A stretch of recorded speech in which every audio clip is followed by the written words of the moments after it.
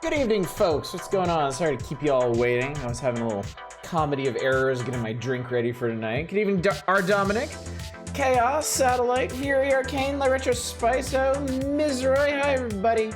Happy Thursday. Hope you're all doing well. I am nice and cozy and bundled up tonight because it's cold here. I mean, I'm sure some of y'all have it way worse than I do, but here in LA, it was rainy today, and then the winds picked up, and it has just been like, just bone chilling. Just that piercing, that wind that blows straight through to your very marrow. It's actually really nice over here. Glad to hear that, Justin Brett. Glad it was pleasant where you are. I actually had a really funny experience today. It was raining in the morning here, but like yesterday, it rained here in the morning, and then we got a reprieve from it in the late morning. And you know, I've been going jogging every day. Obviously, I'm not gonna go jogging in the rain, but if the rain passes, then I can go jogging after that. So I was like, I'll do the same thing. I did that yesterday. I was like, I'll do the same thing today. So it was raining when I dropped off the kids. It was stopping on the way back. I came back here, I had breakfast. Look out my window towards the west, and everything is like nice and sunny and beautiful. So I go out and I start hustling. There is one dark cloud off to the west. And I swear to God, as soon as I got a couple blocks from my house, it just parked itself right over me and poured. And it was the funniest thing in the world to me, and I must have looked like an insane person. Well, now I look like Kiryu. Hello, Katie Joey. Thank you so much for the raid. Good to see you tonight. What were y'all up to? So I'm out there. I'm jogging. It's sunny all around me, but it's raining directly on me, and I'm just laughing like a crazy person because I think it's hilarious. So I'm sure at least a couple people safely locked away in their houses watching me from the windows like, what the hell is wrong with that guy? Yep, I had that Looney Tunes treatment. Which god did you piss off? All of them, it seems like. At least lately. So, but no, other than that, well, that wasn't even that bad. It wasn't even that terrible. And today was by all accounts pretty good. I did a thing that I've been wanting to do for a while. It made me very happy. I actually don't have it handy because I was all curled up on the sofa like a cat playing it earlier. But the play date. I love my little play date. I actually had it on the stream last night, playing some stuff from the California Wildfire Relief Bundle on itch. Playdate has a big anniversary sale going on right now, and like 100-some games from their extended catalog are on deep discount. So I rolled up in there. I bought myself 10 new Playdate games, and I've been playing them today, and they have been lovely.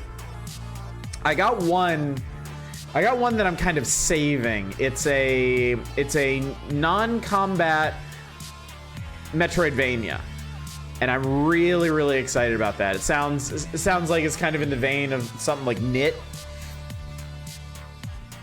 I got a Factorio-inspired factory farming game where like you farm stuff and move it around on conveyor belts to process it and stuff, and I can't wait. I can't wait to dig into that one.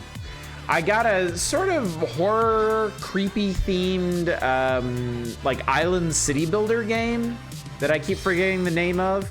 I'm working through that first. And then I got some other really interesting stuff. I got a tower defense game where you put satellites in orbit around planets.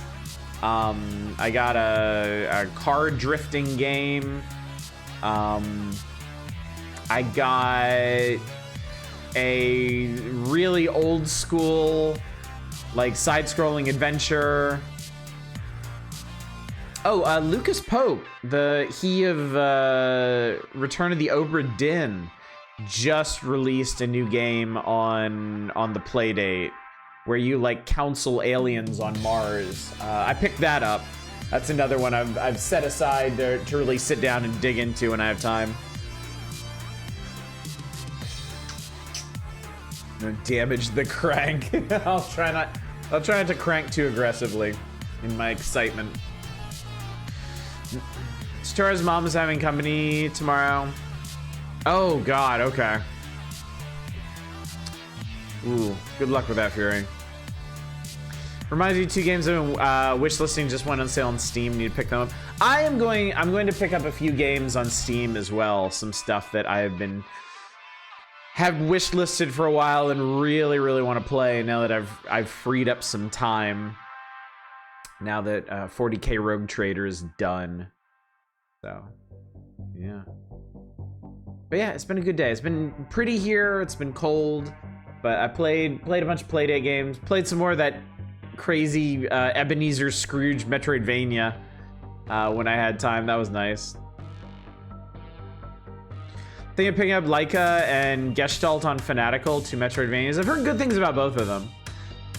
Gestalt I've been meaning to pick up. I really like the artist who worked on that one. Thomas Fechtmeyer, I think is his name. Just really exceptional pixel artist. What's the Scrooge Metroidvania called? It's called Ebenezer and the Invisible World. It is very indie. It's got some rough edges, but I'm having a great time with it so far. It had the 2 things that really strike me about it. It has some really clever powers, and it has some really clever enemy designs, because everything's kind of rooted in the idea that after his experience with the Christmas spirits, Ebenezer can now like tap into the spirit realm and see all kinds of unquiet spirits, and some of them, if he helps them, choose to help him in return. Like, it's honestly a really neat game so far. Do you throw humbugs? You beat the shit out of people with his cane. You like annihilate people with his walking stick. It's honestly really satisfying. Looking forward to trying Rogue Trader when I get Game Pass one of these months. Rogue Trader is seriously one of the best RPGs I've ever played. It is very good. It is remarkable because every part of it is good. Like, the characters are good, the writing is good, the aesthetic is good, the combat is good, the progression is good, the exploration is good, the main quest is good, the side quests are good. My only real complaint about Rogue Trader is it's kind of buggy. But with the sheer scope of that game, I kind of get it. And none of it was really game breaking. Oh, and I don't love chapter 3 in it. I wish they hadn't done chapter 3, but fortunately it's not as long as the other chapters, so you can just kind of roll through it. What about replay value? It lends itself to at least 3 playthroughs, because there's 3 very distinct styles that you can approach it with. Like, for example, I played as a true blue dogmatic adherent of the Empire, of the Imperium. And that led me to consign 3 of my party members to death at the hands of the Inquisition. So I am actually looking forward to someday playing through again so I can actually use those party members. I think that would be nice. And maybe lead some different party members to their untimely demises. Also start playing 9 Years of Shadow. It has some crazy armor design. Crazy armor design can go a long way towards making games really engaging and cool. Does he go to the moon or back in time like Scrooge McDuck? He actually does some crazier shit than that in the Ebenezer game. Like, one of the powers you get early on is really, really cool. Good evening, Naren. Still getting eaten alive by Morrowind. Turns out I may have been ignoring main quest a little too long. I've got to wait like a month for the next step. I'm not sure what to do in the meantime. Yes, playing through Rogue Trader Dogmatic is really, really fun. And you get some really, really cool stuff by the end of it for that. Get the water armor, it's just a Saint Seiya helmet. Finished Bone Totem again, still quite a good story. Interesting. Iconoclast feels like somehow missing the point of where you are, but in a funny way. I thought it would have been cool if the Iconoclast playthrough was like a feel-good playthrough, but ultimately ended you up weaker than the other two, just because that's not how the 40K universe works, you know? The 40K universe does not value being a good and moral person. You're either a goose-stepping imperial psychopath or a blood-gargling chaos adherent. Did your character feel bad about consigning characters to death? No. This dude was hardcore. I mean, I was basically playing an ex-commissar. If you don't know what a commissar is in 40K, they're the guys in the rank and file military that during battles, they're not looking for enemies to shoot. They're looking for their own soldiers to shoot, to punish their cowardice or hesitation. They are in many ways a larger threat to their own armies than they are to the opposing armies. Yeah, that lended itself to a wonderfully dogmatic playstyle.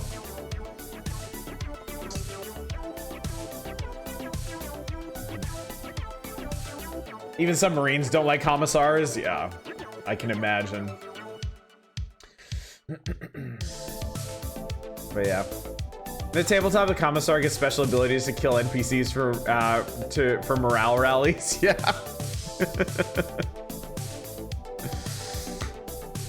Yeah, honestly, having just spent just shy of 100 hours in Rogue Trader, I am really looking forward to playing through it again in a different play style.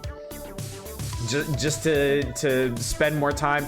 There was one party member that I handed over to the Inquisition that I really didn't want to. I really wanted to keep him around because I thought I was gonna hate him. And if you played the game, don't mention who it is. Do not say it, because it's a pretty big surprise that you get him in your party. But yeah, that was the only one I felt bad about. Not for any moral reasons, because I mean, come on. But I would have really liked to have kept him around and seen what he did as an actual party member. My understanding is Iconoclast can have stuff blow up in your face, or at least leave you weaker if you don't do it right, or at least smartly enough. Yeah, there are a lot of like bleeding heart options in all of these areas, and by the end of the game, it really felt like they were trap options. I mean, maybe I was just like super dogma pilled by the end of it or something, but yeah.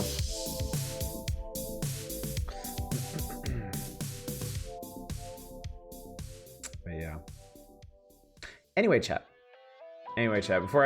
Before I get too distracted spending the night talking about a game I already finished, let's talk about the games that I'm going to play. Let's talk about the schedule real quick, and then we will dip right into the magazine here. And I think I saw, yes, this game before your very eyes has been requested, so we're gonna hang out with the tribes of Lemmings.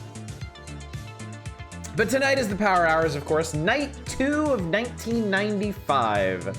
Oh boy, and we're getting into our first Take-Two reviews. How exciting. 1,000 Lemmings Adair fed into the Nintendo throne. Tomorrow night is Friday. We're doing a regular Friday feature. Which one, though, I will leave to your imagination. I know what we're doing. And I think I will surprise you with it tomorrow night.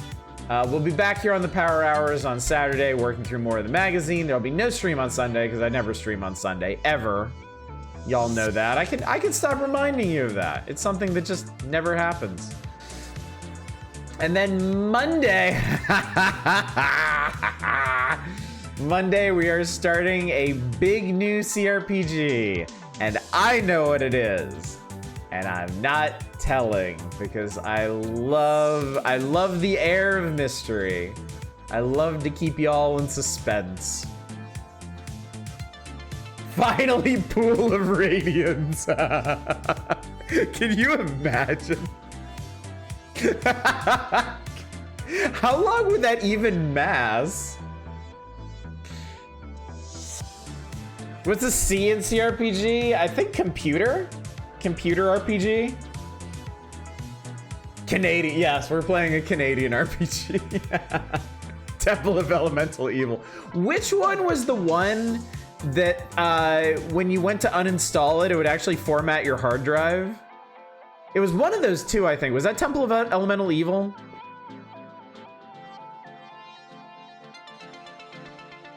The orphan crushing machine laughs at what the golden throne needs. But yes, big new CRPG starting on Monday. And oh boy, I'm excited. It will be democratic playthrough. So don't fret if it's not exactly what you wanted. Don't fret if it doesn't fall within your wheelhouse. If it's not everybody's cup of tea, we can play it for a couple nights or a couple weeks and then move on to something else. But I think there's a pretty good chance it's something y'all are gonna be invested in, so we'll see. Temple of Elemental Bugs. Ruins of Myth Draenor. That was a re-release of Pool of Radiance. Okay. Is it Hello Kitty Island? God damn it, Eva figured it out. All right, well now I gotta find something else to play. If I uninstall the game and format my hard drive, that's a lawsuit. Oh, the 90s were the Wild West, really, of PC gaming. Okay, before I fall too far down that rabbit hole, let's go ahead and tumble down the planned rabbit hole for the evening, which is Nintendo Power, specifically January 1995. And we're gonna talk about Lemmings 2, The Tribes. I just pulls a 180 and plays Baldur's Gate 3. It non-zero chance of that. I mean, all I said is I'm playing a CRPG. Just curious, but you remember the name of that one Playdate game about some guy who claims he was kidnapped and taken to Mars and was a hero there? No, I don't remember what you're talking about. Probably gonna be Baldur's Gate 1, could be. Icewind Dale, could be. I have talked about both of those. It could be a lot of things, chat. It could be a lot of things. Holding out hope for Wrath of the Righteous, could be. Guessing in Case, could be. Think of playing a Playdate just about one game. I don't remember that one. Claims his kidnapped and taken to Mars was a hero there. I really don't remember that. Hang on, let me see if I can Google that.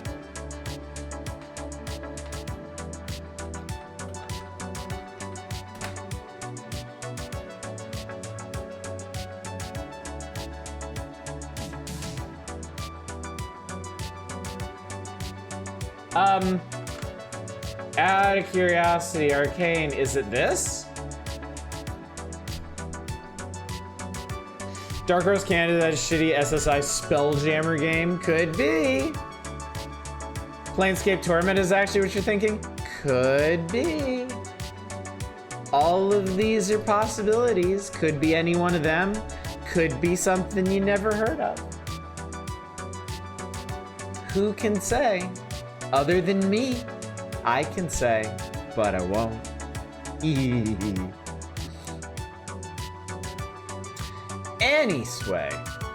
Anyway. Now check it on YouTube because it started off like an adventure game with a human. Okay. Yeah, I'm not sure about the one you're talking about. The one I just linked to you is actually the new Lucas Pope game. And I did actually pick that one up. Mars After Midnight. I will let y'all know how that one goes after I start playing it, but it looks really, really good. Why must you be this way? Because if I wasn't, I don't think y'all would come around as much, honestly. Swimming around his pond. It's Oblivion, I'm a shit of brick. Could be. Could be. Those Bethesda-style first-person RPGs are technically CRPGs. Might and Magic 1 stream viewership be damned.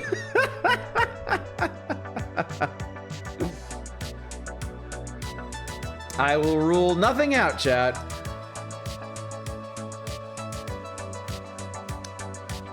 Show up on Monday and find out it's wizardry. Oh God. How many people would shit bricks if it was wizardry? Disco Elysium with chat voting on choices, we all get destroyed, the main character gets called a centrist, yeah. Centrist percent run. Yeah, I consent to play Disco Elysium, but we only play it until we get accused of being a centrist, and then I uninstall the game. Literally just rogue. Bethesda, so that's... I'm kidding. All right. You're welcome to agitate and rabble rouse and assume what you will and make your wild guesses and whatnot. I'm getting on with the magazine, chat, because we got to talk about these lemmings. There's so many lemmings. Chat, there's so many lemmings. How many different kinds of lemmings were there in the original game? Like 10? Yeah, they kind of popped off in this one, frankly. Lemmings on the loose! Those lame-brained lemmings are back in a new puzzler for the Super NES, and this time they must escape from their island home before capital D darkness descends and destroys them. The island has 12 regions, each home to a different tribe of lemmings. You must find the piece of talisman hidden in each region, take it back to the Ark. When the talisman is complete, the Ark will sail and carry the little lemmings to safety in a new land. As before, the lemmings totally lack a sense of direction. You have to guide them around obstacles and avoid the pitfalls between the trap doors and the exits. To rescue each tribe, you have to guide the members through 10 levels, and only the lemmings that survive the previous levels go on to the next ones. Oh, Christ. The sequel is more challenging than the original, but lacks a 2-player mode. Also disappointing. I know the SNES's like competitive 2-player Lemmings mode was kind of niche, but I always thought that was one of the coolest aspects of it. Gothic 3, Auto goes insane and plays an insanely shitty game for no reason. 2 Worlds on Monday, let's go. Could be. 10 to 12, it was like climbers, builders, blockers, bombers, diggers, miners, parachuters.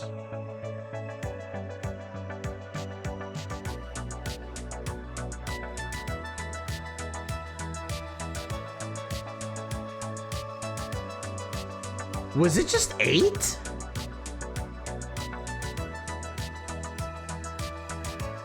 Because I can't remember any more than that.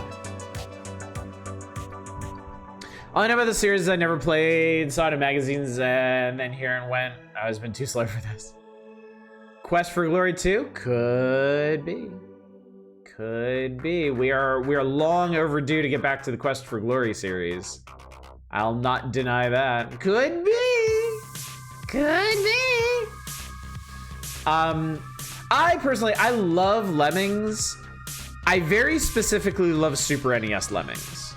I think the Super NES version of Lemmings is a really, really good version of that original game. I never played any of the other versions of Lemmings.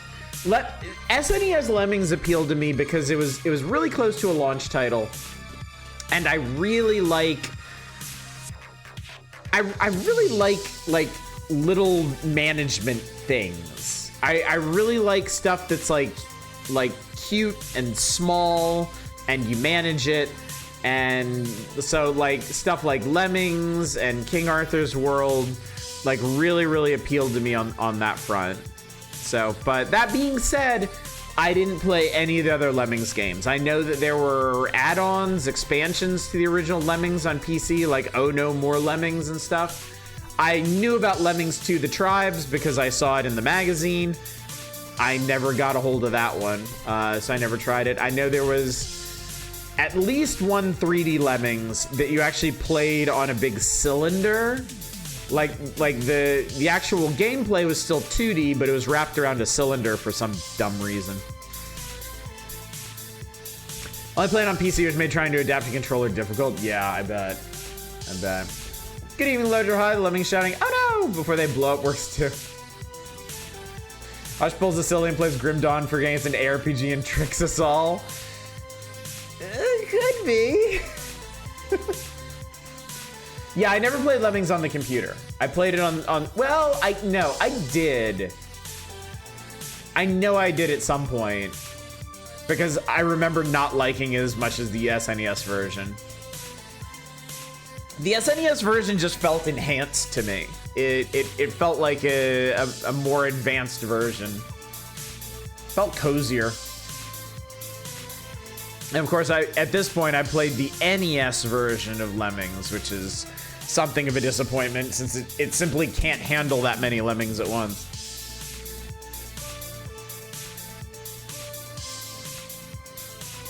Ugh, what is it with you and the SNES? I know, man. Totally unfair. Fanboy or something? Why don't you marry it? Let's see. So you can start in any of the 12 zones. The tribes are as different as the regions they inhabit. The obstacles they'll face and the skills they'll need vary greatly. From the polar region of the north to the eastern circus area, beach area, outdoors. When you go outdoors, you can turn some of your Lemmings into planters who can make lush foliage grow. Sports region, Egyptian region, space region, circus region. I can't get over that there are 49 different skills in this game. That's bonkers to me. I actually watched Tino play this a year or so ago, and it was like, he said it wasn't that hard to come to grips with. I barely understood what was going on. PC has a mouse, SNES functionally does not, and that makes rapid decisions harder. I found the SNES version perfectly playable. That was never an issue for me. But of course, it was the first way that I play. It's kind of like a person playing their first FPS on a controller, you know? Like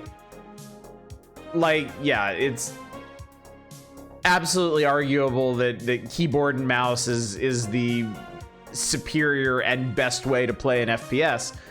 But if somebody comes into it playing on a controller and they have no trouble or complaints with it, then what's there to say? Only puzzle games I played at length were Tetris on Game Boy and NES and Columns on Genesis 6-pack. I suppose in retrospect, I didn't actually play that many puzzle games when I was a kid. I mean, I certainly played Tetris and Dr. Mario and Lemmings, of course, but yeah, I wasn't necessarily a fan of puzzle games. It was just, I would find ones that would captivate me for a while. Really getting into puzzle games is something that's come with age for me. Maybe because I recognize the necessity to exercise my rapidly degrading brain. I mean, that's a big reason why I'm playing so much Picross right now, is because I know it's a good mental workout for me, and I know I need it. Especially now when I don't have quite as much occupying my brain. At least constructively. Just used playing everything mouse and keyboard these days, yeah. I mean, I do have my PC controller here. I'll certainly play platformers and stuff with it. I've been playing Ebenezer with it. And anything else is appropriate for it, but yeah. All right, I gotta run through these 49 different skills because it's just wild to me. They got jumper, runner, filler, ballooner, archer, attractor, bomber, scooper, hopper, skater, kayaker, swimmer, planter, magic carpet, club basher, thrower, digger, climber, builder, basher, miner, floater, Laser Blaster, Exploder, Magno Boots, Bazooker, Spear, Fencer, Stomper, Runner 2, Stacker, Pole Vaulter, Mortar, Platformer, Diver, Flamethrower, Super Lem, Surfer, Parachute, Slider, Rock Climber, Jetpacker, Shimmier, Roper, Twister, Sand Pourer, Glue Pourer, Icarus Wings, and Hang Glider. Some of these, I will say, some of these sound to me like they were stretching a little bit. Like, I'm definitely curious what the functional difference is between a floater and a parachuter, for example. Or a kayaker and a surfer. Or a sand pourer or a glue pourer. I mean, fuck, Runner 1 and Runner 2. Good evening, Bollywood. Was introduced to Lems and no more Lems on the Amiga. Music was so good on that old thing. Never played Tribes, but yeah, I haven't either. So this is gonna be new to me. The Icarus Wing didn't ask for this.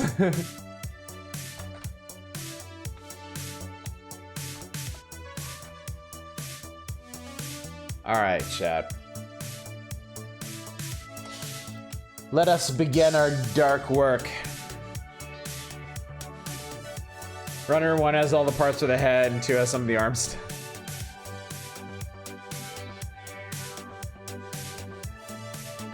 So there are only 2 Lemmings games on the Super NES. Lemmings and Lemmings 2. Oh no, more Lemmings didn't make it.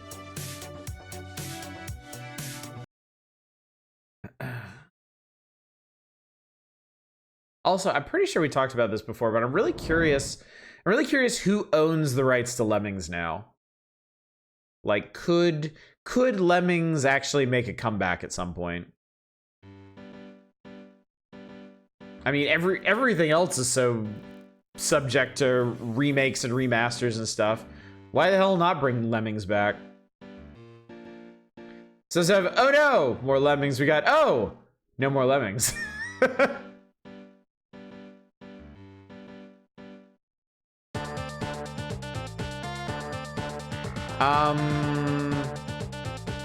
I guess play. Thumbs up.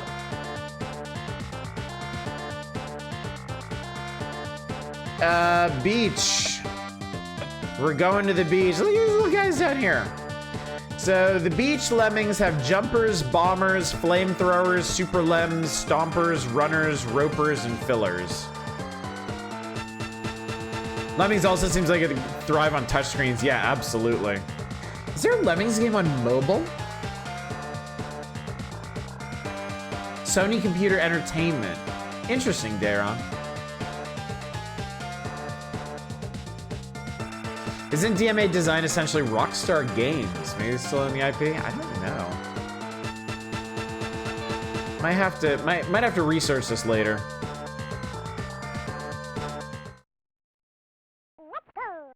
Let's go. Okay, hang on. What are we looking at here? Okay, I guess we gotta get into the sandcastle. These guys down here should be fine. Oh, Christ. Oh, fuck me. Why are there so many of them? So many of the... Why are there so many of the exits? Alright, well, let's see here. So we're getting 40 Lemmings. Maybe that's like 10 from each. Alright, we got jumpers, bombers, flamethrowers, super lems, stompers. I wonder if stompers just go straight down. Here, give it a try. Yep, that's how that works. Okay, that didn't kill them, miraculously. Alright, those guys up there are safe. Let's see. Let's see what a flamethrower does. Okay. Just blows an entire section out of the map. filler. Oh, wow. They actually, okay, this is kind of a big deal. They changed it so that when you're scrolling around the screen, time stops. That's kind of huge. That makes it way, way easier to respond to stuff.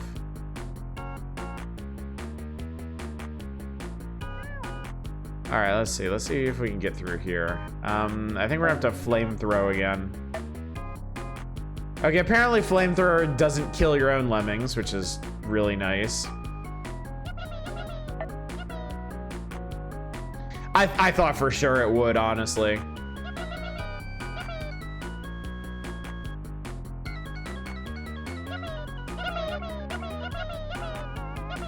Let's find out what some of this other stuff does. Super Lem. Okay, that just made him flop. Runner. Runner just makes him run faster. Oh no, it's a real-time pause game. Excellent, gold standard, successful rescue attempt. Cool. I have saved 40 lemmings. The intellectual property of Lemmings stayed with the initial publisher Saigonis, who were acquired by Sony Computer Entertainment in 1993. Sony eventually licensed rights to Exient Entertainment, who published a mobile game, Lemmings: The Puzzle Adventure, in 2018. A mobile game from 2018, I'm gonna assume is defunct now. Jetpack, Laser Blaster, Glue Pour, Basher, Roper, Sand Pourer, and a Tractor.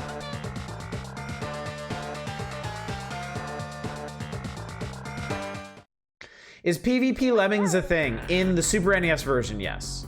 That's one of the cool things about the Super NES version. It actually has versus multiplayer, which is really, really cool.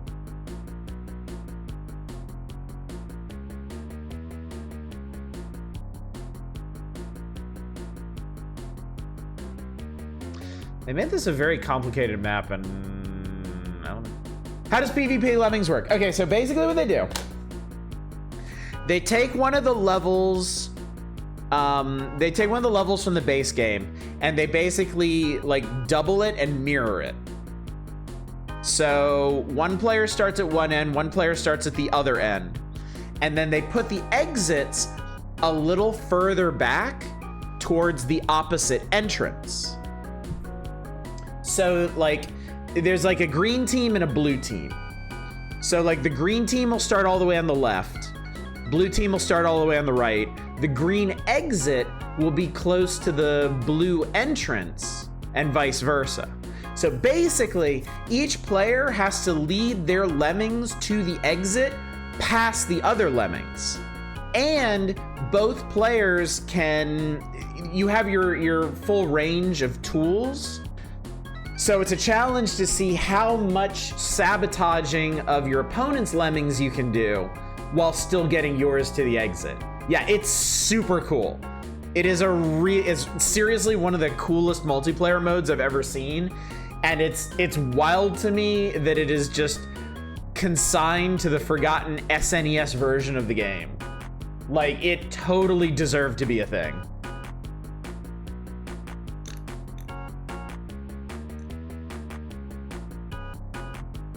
It was basically like the versus multiplayer in Choo Choo Rocket, but like years ahead of its time. All right, anyway, and also infinitely more complex because, I mean, you're basically manipulating an entire granular map. Okay, so, all right, we got Jetpack, Laser Blaster, Glue Pourer, Roper. I don't know what a Roper does. And a Tractor.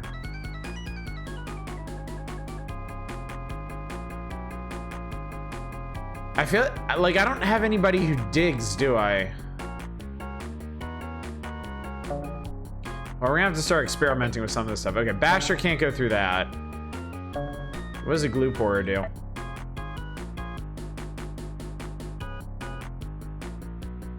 Oh, that's interesting. Glue pores actually make platforms. That guy's dead, by the way. It's so gross when they go splat. That is a really neat concept. They're all gonna die, but whatever.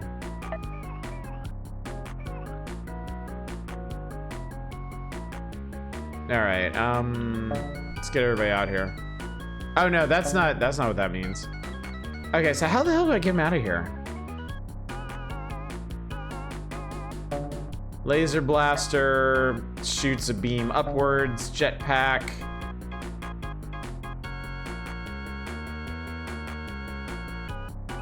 Oh, wait a minute. I think I know what the point of this is. So you have a new way to interact with the game, which is the fan, and it seems like, yeah, certain powers like the jetpack don't do anything on their own, but you use the fan to move them around. So that's interesting. What does a roper do?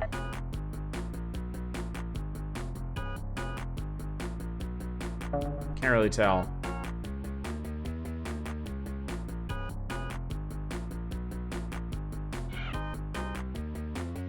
Oh, okay. Interesting. What does a tractor do? The tractor makes them all start dancing. Okay, that's pretty cute. What if I make one pour sand? No, that just fills an area. Okay, so that's all cool, but doesn't really explain how the hell... Okay, I think I know what you're supposed to do. So let's also I don't get how you make them, how you make the attractor stop. Oh, okay, you reassign the attractor or something. Okay. Anyway, let's blow them all up. Oh wow, they can air combo each other. That's pretty cool. Okay, I think I know what to do. I think know what to do.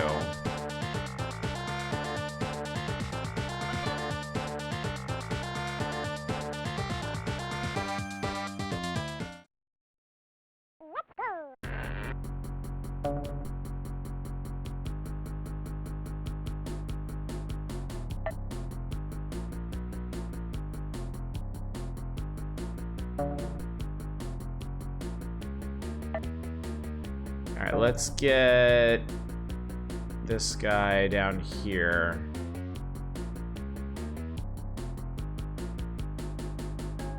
Okay, now I need to turn him around somehow. Or wait, I wonder if I could just like laser blast up. Let's try that. Oh no, that doesn't, wait, maybe. No, that doesn't go far enough, okay. I need this guy to turn around.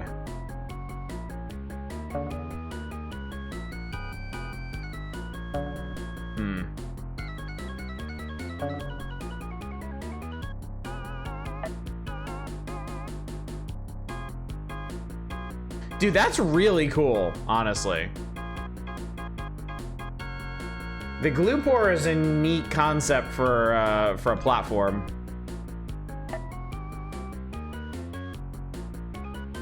Although sometimes it works better than others.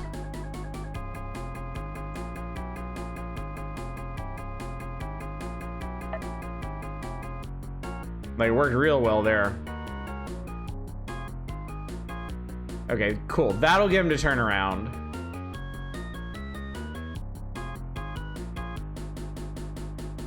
Weird way I feel like Worms and Lemmings crossover would work. I can see that.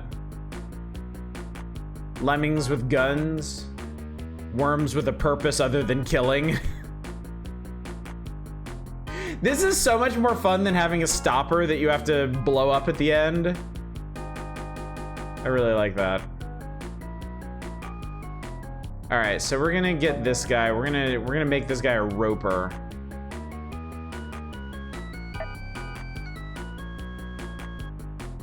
And oh, that was too far. Fuck. Okay, I need to not screw this up. I'm not sure that was it, but we'll see. Let's see if they'll actually survive now. Okay, cool, they survived. I lost a rope, that's not ideal. All right, so we'll go, they'll get down here, they'll go around and around and around. Okay, we gotta get them over there.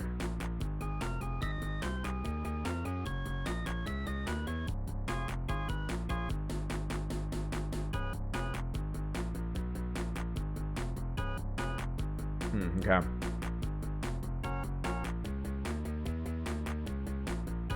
Large complex course for level 2. This is a big one. Remember Tina streaming this game a bunch? I actually saw him play a fair bit of it.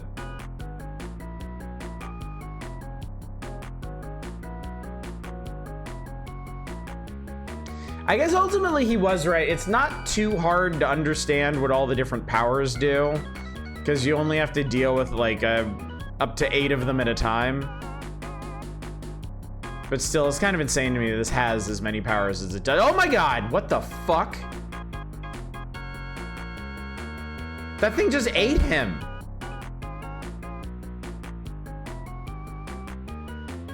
I don't think I have anything I can do about that.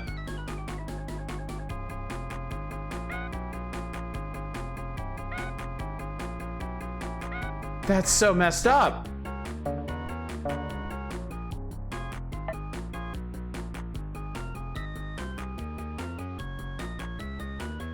No, don't turn around, guys. Oh god, they're gonna go in the water. Shit. And I didn't plan this out real well.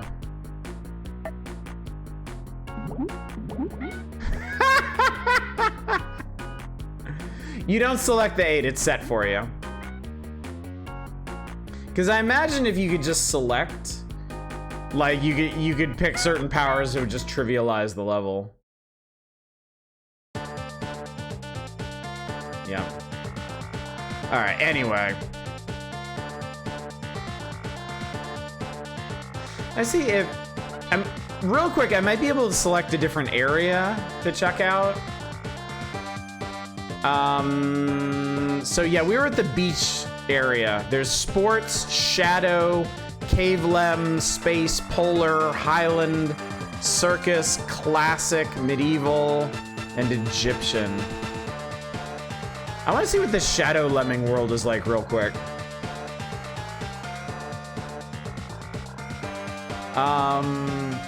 Ominous.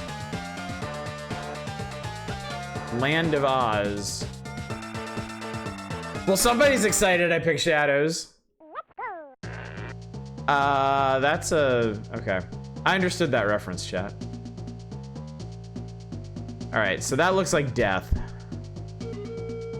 I'm pretty sure that's gonna kill us. So let me see if I can platform past that. Squish. Okay, that did actually work.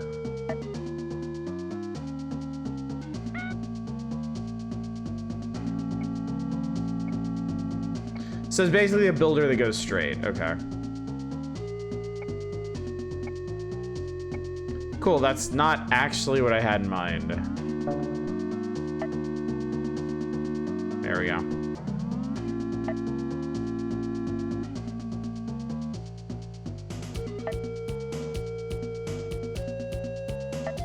Is the music using the Mission Impossible bass line?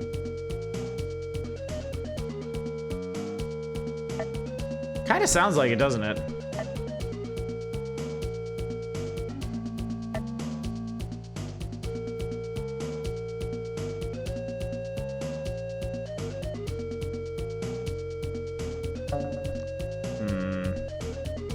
I wonder if I can get the platformers to get over this.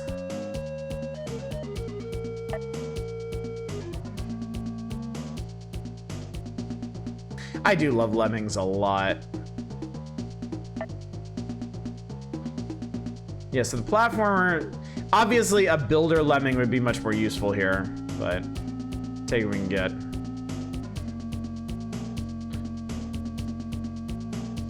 Also, obviously, you'd probably want to isolate one Lemming to do this for you.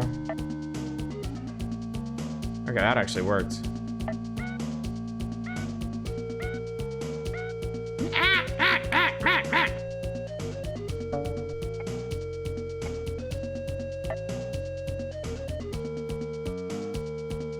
Wait, that's the exit? The TARDIS is the exit? The TARDIS is the exit. Should have known. I am Ozzy, king of look upon my works.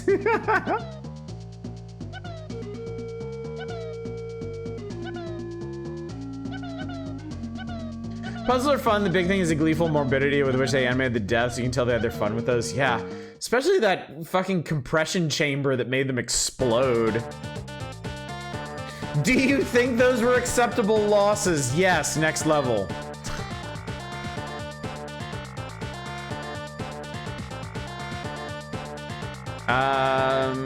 Bomber, Stomper, Twister, Digger, Exploder, Fencer, Basher, Scooper.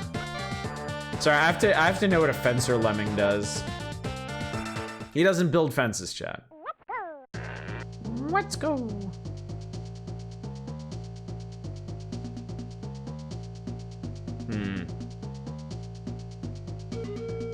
All right. Oh, cool. Well, that's death. Let's see what some of these other powers do. Scooper.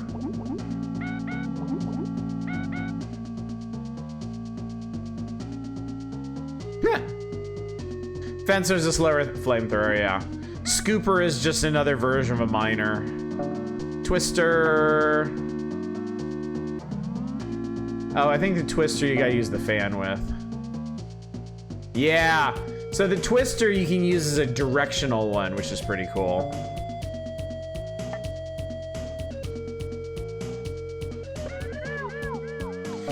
It's really cool that they made explosions actually affect the other Lemmings now, too. Like, that is a really neat touch.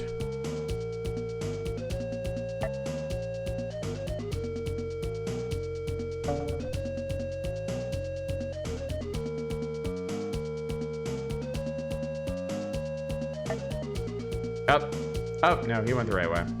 Okay, I think...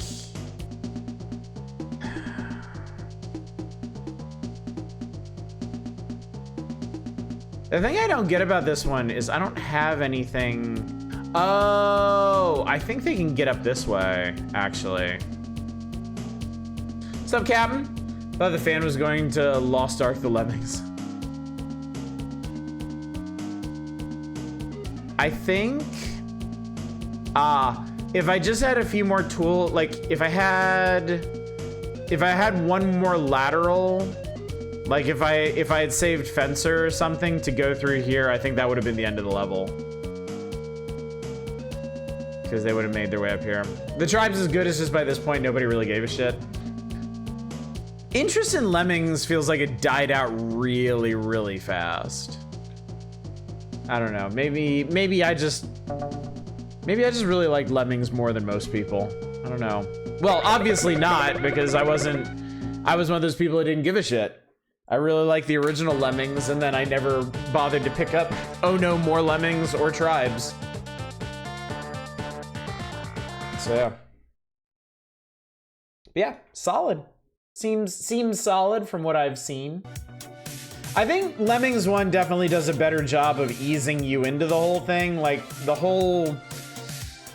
first, 10 or 15 levels of the original Lemmings are great for teaching you how all the powers work. This one just throws you straight into the deep end. It feels like that old school 80s, 90s concept of a sequel where they just assume that players are picking up from the end of the last one, you know?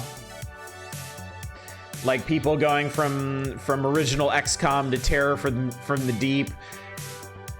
Super Mario to the Lost Levels kind of thing. Classic Tribe is basically Lemmings 1. I noticed they don't have, unless I just didn't see them, they don't have stoppers in this, which is interesting. But yeah. Might take another look at that on my own time, chat. Huh. This looks familiar, doesn't it? I feel like I've seen something like this before. Oh, it's probably just reminding me of Draken, that's all. No, this is 100% new. Dragon View, a new view for adventure. Adventure and RPG fans have been spoiled recently with great games like Illusion of Gaia and Final Fantasy III. In all the excitement, though, you may have missed Kemco's Dragon View, which has 2 unique perspectives. I mean, I certainly did. Main view looks like a side-scrolling game, but your character actually moves in 4 directions. The other view is an open 3D plane reminiscent of Draken. With hands-on battles, a sinister plot unfolding in cinema sequences and clues, magic, and treasure to be found everywhere, Dragon View offers a rich world for epic gamers. Lemmings 3D was surprisingly good too. I am honestly kind of surprised to hear that. Reminding you of Draken is never a good thing. Adventure fans have been spoiled recently. That all ends with Dragon View. Have you heard this cool game's prequel called Draken? If this game was good, maybe the prequel is too. Don't you just want to play it? Rather stab my own eyes out, thanks. For anyone who wasn't around for it, I have actually streamed a full playthrough of this game. That's why we're all being silly about this. Yeah, if you go back on our YouTube channel, you can find a full playthrough of Dragon View. It is honestly a pretty decent game. It's got some rough parts. It's got some parts that are lacking in direction, but yeah. There's an entire genre of Sonic remixes in there I heard some make. So, the channel that I'm using for our Power Hour soundtracks right now, the first mix they did was like NES mixes, but all the ones they did after that are more general gaming mixes, and they include a lot of Sonic and other stuff. So, how does it compare to Draken? Worlds better. It's playable for one thing. It's actually very playable. You wander around the world and the main world in first person. There are no giant laser panther heads to destroy you. It's all pretty straightforward. And then when you get to caves and places to explore, it's all side-scrolling stuff. And it's pretty good, honestly. Like, I had a good time with Dragon View.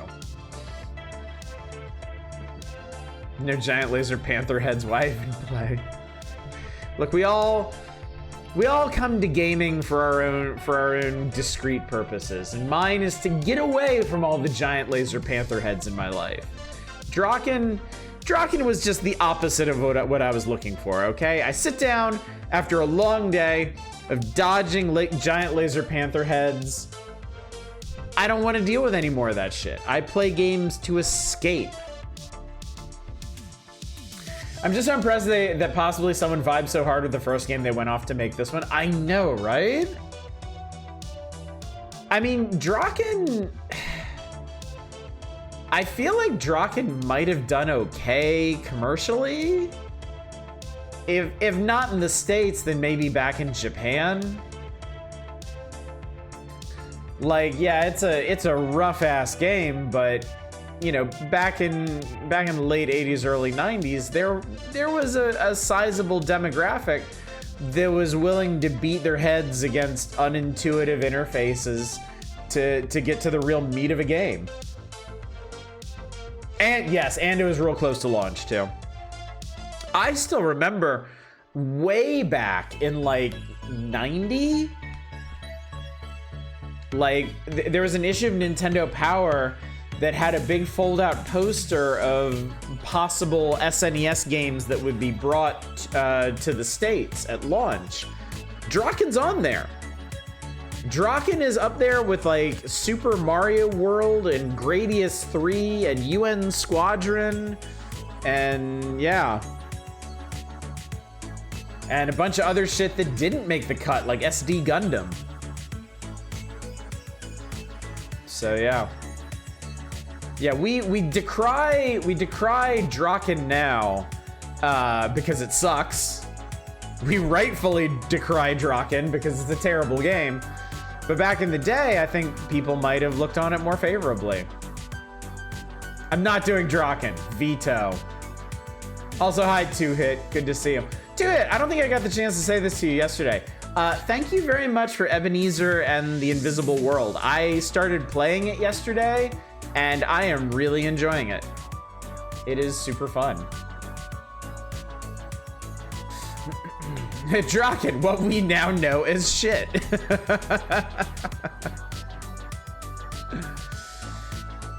Oh god. All right, so what's going on here? Beautiful Katarina bids Alex to seek out her missing grandfather. Marks beginning an epic adventure will turn Alex into the greatest swordsman warrior of his time. Set against our young heroes Argos, who seeks the power of the underworld and the Prime Orb. Not the Prime Rib, the Prime Orb. Man, I had some delicious roast beef for dinner tonight, chat. My wife makes such good roast beef. Oh god, I looked up Draken Amiga and the battle noises. Oh god, why? Look, they were doing the best they could on the Amiga, okay? Sometimes their best absolutely was not enough. But they were trying, man. Picked up Reuben materials for dinner, Mark. Cannot wait. Ooh, that's gonna be good. At many points throughout the game, you'll witness cinema scenes that tell the story much as they do in Final Fantasy III, where the story just takes... Okay, look.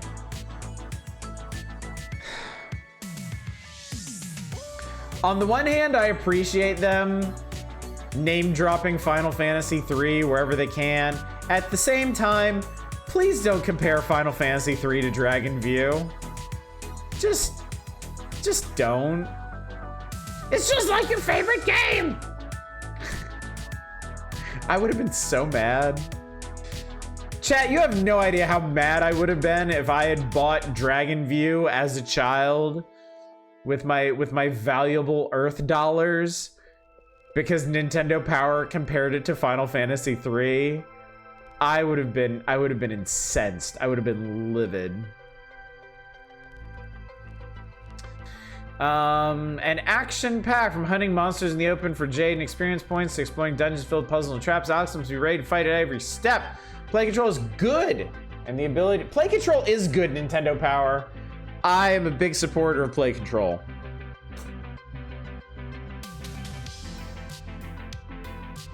The ability to jump means you can move in all three dimensions when fighting.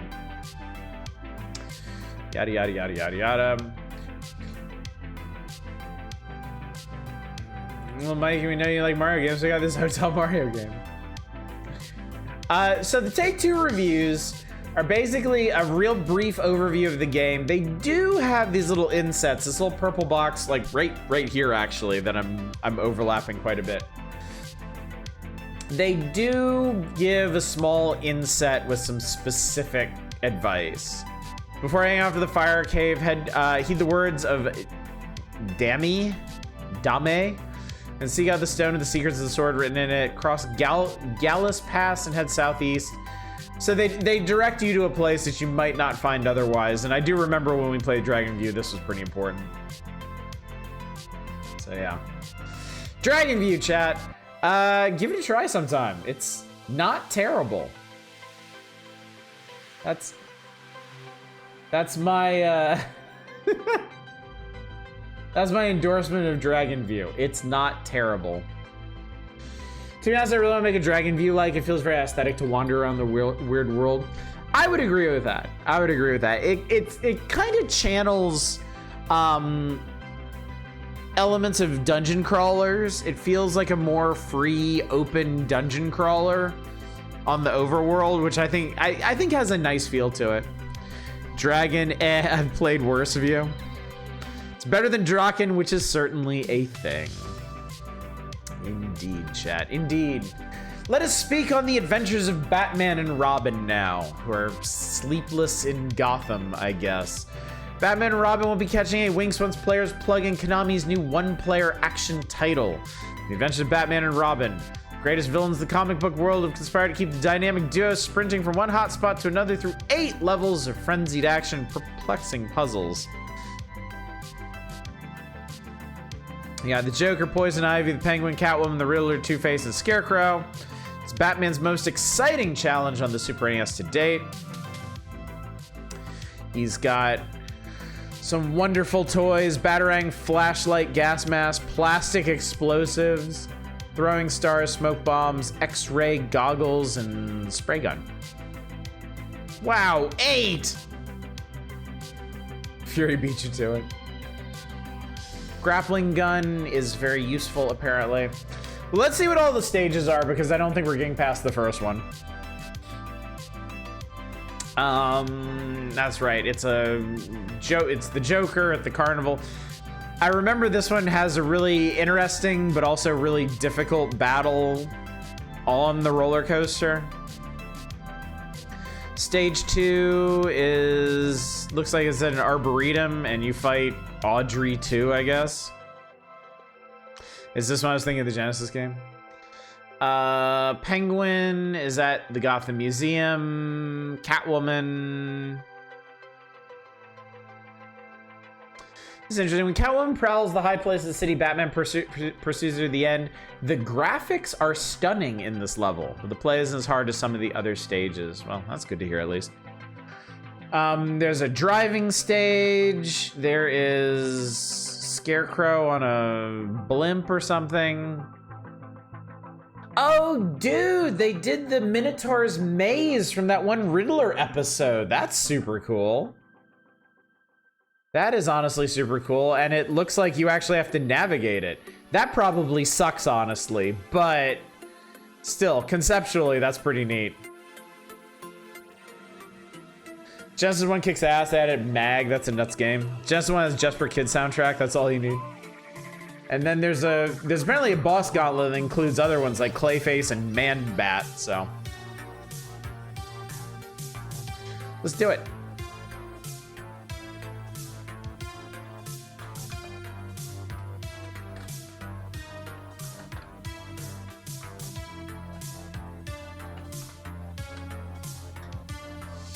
That was a fun episode. I think the Riddler episodes might have been some of my most favorite ones. Hollywood superstar Clayface.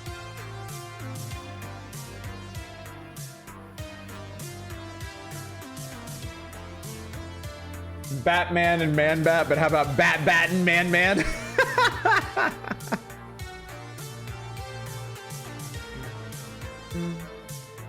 Man, this is a really nice remix. I like this one. Almost don't want to stop it, but we have work to do, chat. We have work to do.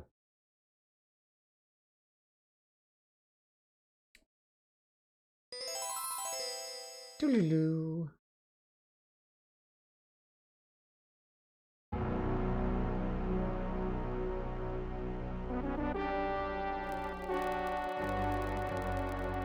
Man, I will say hearing the intro tune to the Batman the Animated Series makes me really happy.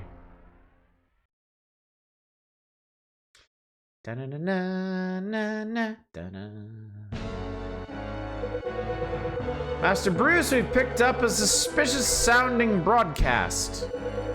Okay, put it on the monitor.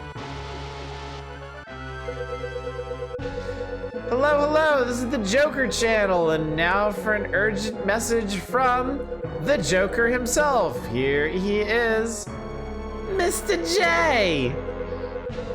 Are you watching Batman? I've prepared some very special attractions at the Gotham City Amusement Park just for all those good little boys and girls of Gotham City. Tomorrow should be a real scream, if you know what I mean. Ha ha ha ha ha ha ha.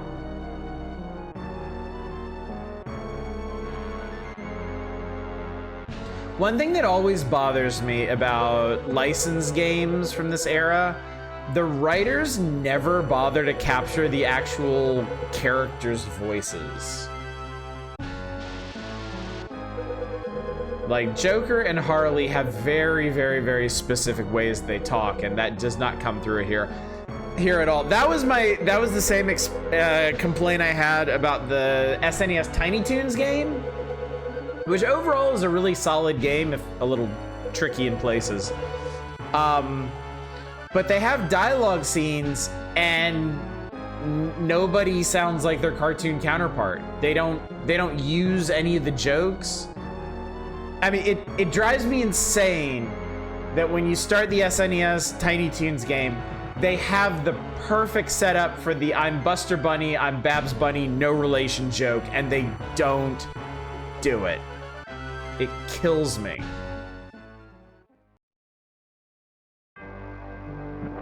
Do you think anyone watched the show? Everyone watched the show. Everyone watched the show. Those Fox Kids cartoons were like an extremely important, formative part of everyone's childhood.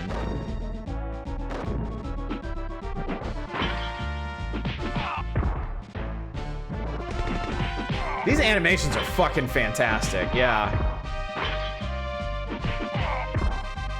Like, look at him look up, man. That is buttery smooth.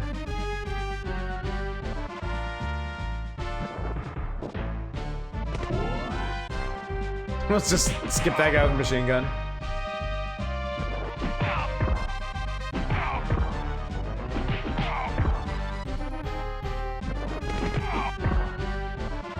Look up, there's usually one frame, but they got like 5 in there. Yeah, it's crazy. I always loved this game, never got past the 3rd stage.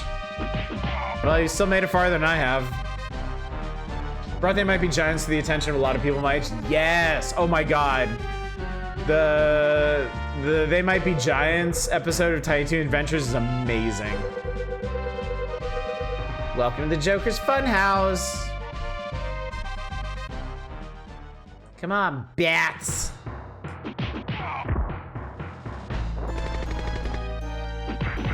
Oh.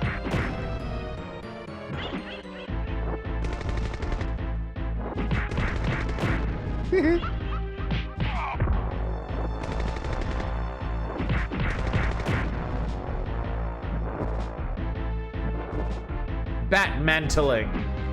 Japan didn't even get this. It was still developed over there. I could see someone not being familiar with the show. Like, okay, here's another thing I want to put. Oh fuck. Okay, never mind. There was a thing I wanted to point out, but okay, the way he runs. Like when you first start running, he's still upright, but then after a second, he leans into it. Oh fuck, I didn't mean to do that.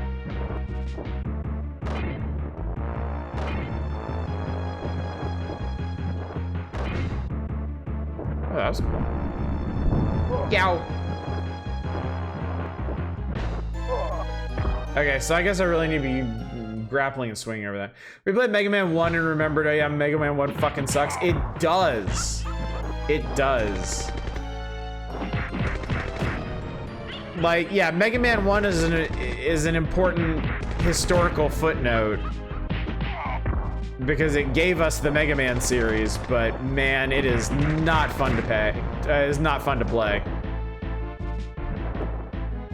Be surprised how hard it is to draw a diagonal line at any angle on the SNES.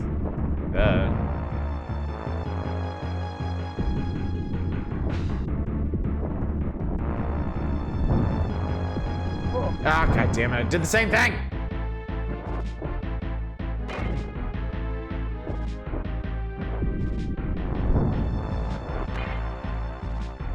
Okay, that's sweet.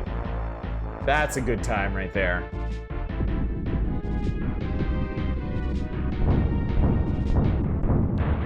Oh god.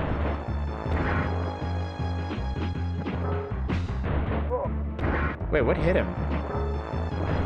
Oh, the sparks coming out of him. Fuck, I don't know how to get away from those.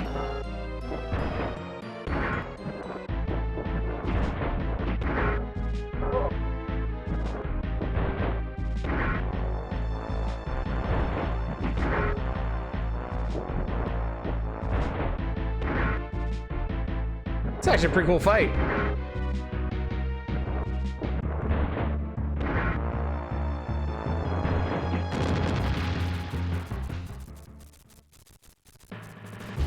Oh my god, I decaffeinated him. I found you, Jay. He was standing right there the whole time, dipshit. World's greatest detective, my ass. Don't be silly, Batman.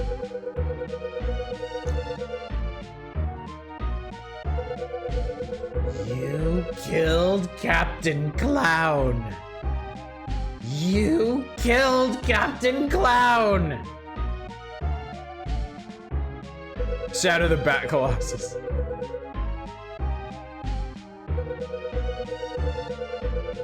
Greatest and last thrill of your life. Harley, if you would do the honors. There we go. Wow, way to go, Mr. J. Got the animations right. Damn. All right, I'm pretty sure this is where I crashed out the last time I played this. This is when Mark Hamill's being the Joker. Yes. Mark Hamill's legendary turn as the Joker on Batman the Animated Series.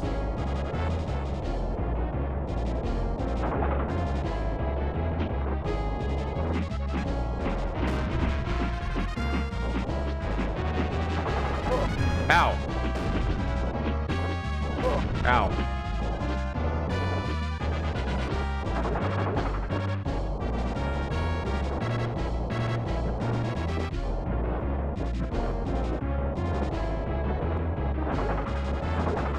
Oh, Jesus God. Could have a really good game like this out of the Batman. Okay, we don't need... Oh, you can return to the Batcave. You're just like, nah, I don't feel like taking on the Joker right now.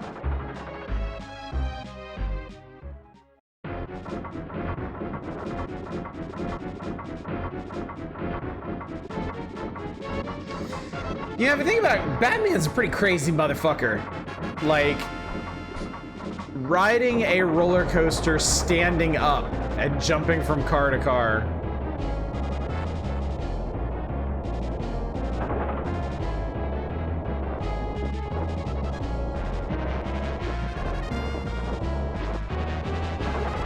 Dude is insane, and not just because he dresses like a bat.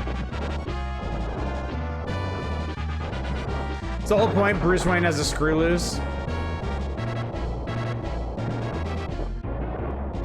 The animated series definitely did a good job with that.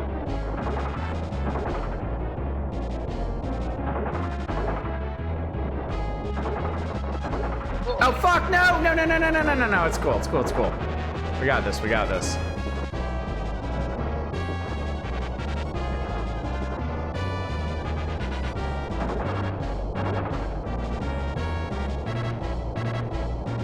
This is honestly a really cool level. Ah, God damn it.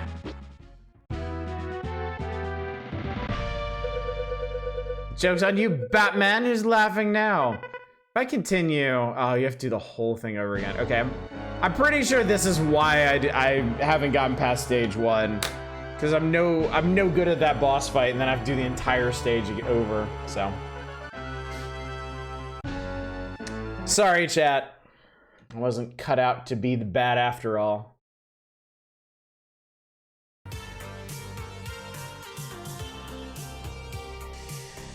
I think about Mark Hamill, the Joker wouldn't become the big ultimate bad guy. Batman, Two-Face could become more prominent with the friendship with Harvey.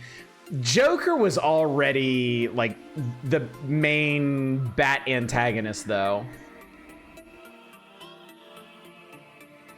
Yeah, he was. I mean, yeah, the Joker was Batman's main villain before Jack Nicholson's turn as the Joker, and I mean that really cemented it. Not to, you know, not to minimize anything Mark Hamill did, because, you know, he was extremely influential as the Joker. But yeah, the Joker has always been one of the absolute cornerstones of the Batman mythos. Is that Batman Beyond episode where he knows someone's fucking with his head because he doesn't think of himself as Bruce Wayne in his mind? Dude's messed up. Yeah. I always thought that was an interesting element of the character, is that for Batman, like Bruce Wayne's alter ego is not Batman. Like, Batman is masquerading as Bruce Wayne. Death in the Family and Killing Joker pre-Batman film. Yes. Yes. Yeah, Bruce is Batman's mask. Harvey Dent is descended into Two-Face, real good for the early Batman versus the corrupt cops and mafia days of his story. Genesis Batman and Robin is intense, amazing, and graphic effects everywhere. Which is why we all revere Cesar Romero to this day. As well we should. Funny because the Batman didn't have Two-Face at all. They basically combined his role in the story with Clayface. Interesting. Interesting. All right. So, maybe someday we'll get to see Catwoman's stage. I would really like to see that. See what Nintendo Power considers to be an absolutely gorgeous. Okay, so the poster this month is for Mega Man X2, coming soon to your Super NES. Real soon, I think. It is the Sonic remix, yeah.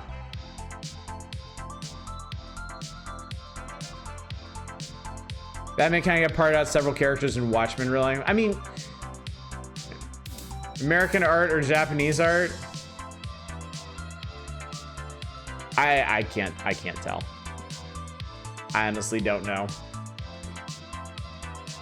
Don't worry, chat. X2 is coming up.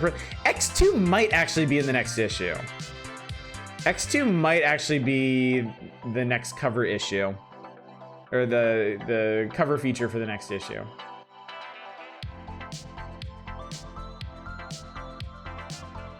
Look, chat, it's an evil sea cucumber. X-Face makes you think American. Yo, that word art ass font, yep. Welcome back to 95. All right, so this being the bonus issue, the January bonus issue, we've got the best of 94, which of course is gonna focus on Donkey Kong Country. Preview of 1995, and I see here, I spy with my little eye, Yoshi's Island and Secret of Evermore. Power Fest Finals, and How to Play It Loud, which you can't see because it's behind my dumb head. Cute mole. Cute mole. Jesus Christ, that font is ugly. It's the 90s, baby. Which one? Yes! That's Japanese art because they know what the hell wire sponge is. A loofah. Love the cheesiness of that aesthetic. Sorry, not sorry. I mean, you get... I will permit you that because you didn't exist during this time. You were allowed to look back up fondly on things that you have no experience with. Who's that Mechagodzilla looking at Fargo next to Yoshi? Pretty sure that's from Secret of Evermore. Pretty sure that's why. It's not the first big boss. I think it's one of the tar pit enemies. Professional graphic designer somehow did something more visually abhorrent than any given GeoCities page of the day. It's Mr. Evermore himself. Oh boy, chat. Who's ready for some rankings? The top games of 1994. What can we say that hasn't already been said about this game? I don't know. They still managed to squeeze like 2 paragraphs out of it.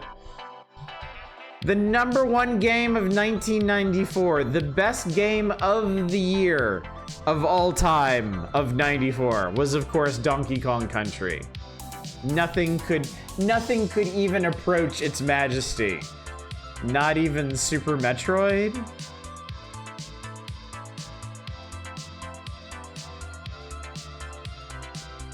Shows a poignant German compound word about nostalgia for something you never experienced.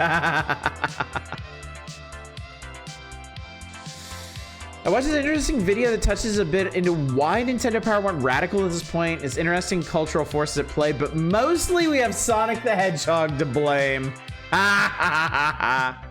Why am I not surprised? All right, let's, yeah.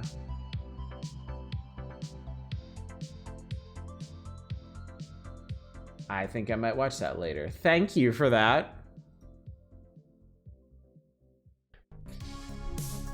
All right, number 2 was Mortal Kombat 2, which was basically Nintendo's penance for what they did with Mortal Kombat 1. Super Metroid.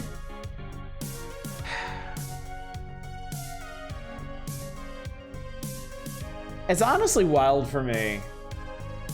Like, it's really crazy to me to see Super Metroid on like a best of year list and not being number 1. I'm pretty sure I know why they did this, because Donkey Kong Country was newer at the time. I think they had more incentive to push Donkey Kong Country and thus sales, whereas Super Metroid sales had probably leveled off by this point. NBA Jam was a huge hit, we all know that. I guess I should just be happy Final Fantasy 3, what we now know as Final Fantasy 6, is on here at all. What we now know as number 5. But yeah. Oh, they kept going. Number 6 is Earthworm Jim. Fucking gross. Number 7 is Mega Man X. Number 8 is Uniracers. Doubt. Number 9 is Ken Griffey, and number 10 is Super Street Fighter 2.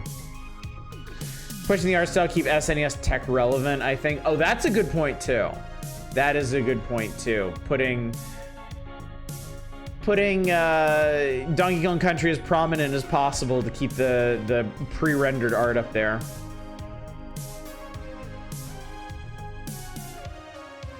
On Game Boy, they got Donkey Kong in number 1, which, I mean, yeah, DK94 is great. It is, I could say that having beaten the game. It is a super good game. They put Wario Land in 2nd, which I personally wouldn't put ahead of Mega Man 5, because Mega Man 5 is special, but Wario Blast in 4 is, I feel like that's just straight pandering. And then Mortal Kombat 2, which I remember being pretty functional, I guess.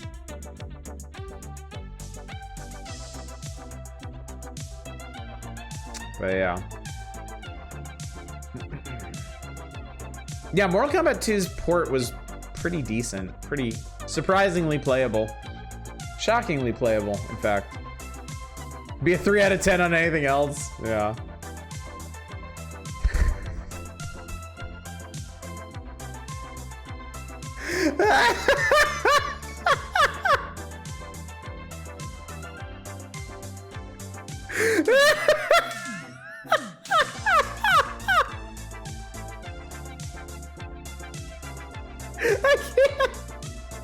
I can't fucking look at this, man.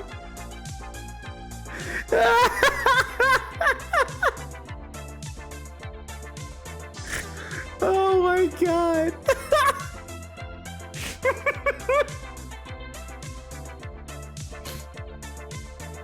What the fuck, man?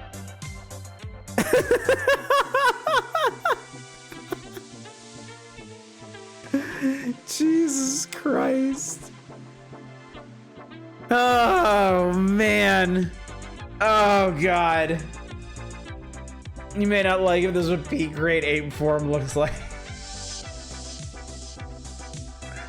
I don't understand. Donkey Kong Land sucks, his premise is fucking hilarious. Guy's not even in the game. Would his lyrics be the DK rap? Count as obscurity. Who the fuck even is this? What is even going? Oh my god, okay. Anyway. We got our 1995 previews here, chat. All of this stuff that we're about to see, we're gonna hit in the magazine sooner or later. You can get out ahead of it if you really want, but yeah. I for one applaud Nintendo Power and Rare for not shying away from natural simian body shapes.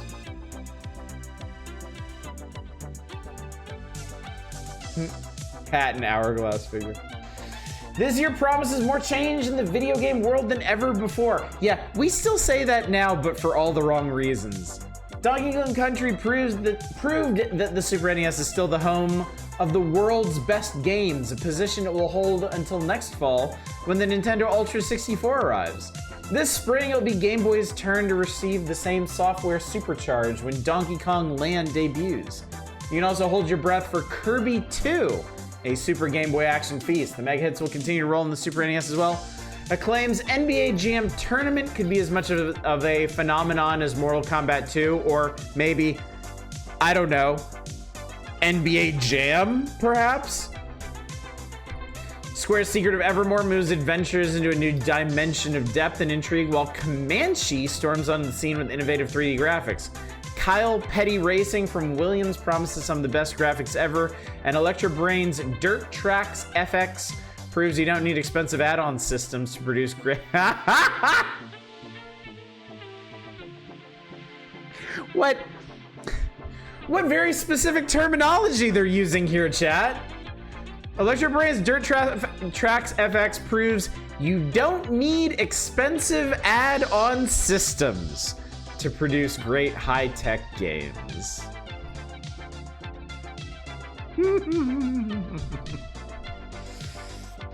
It's an okay platformer. My standards were low because Game Boy.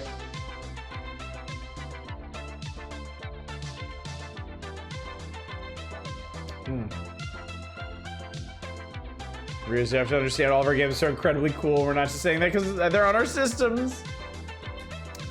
Look, Super NES houses the greatest game of 1994. We don't make the rules. It just does. Deal with it. Donkey Kong is returning sooner than you might think. Oh no, this time he and Diddy will perform in their ACM, Advanced Computer Modeling roles for a Super Game Boy audience. Was the Sega CD system out yet? Pretty sure they're talking about the 32X. Pretty sure they're talking about 32X there.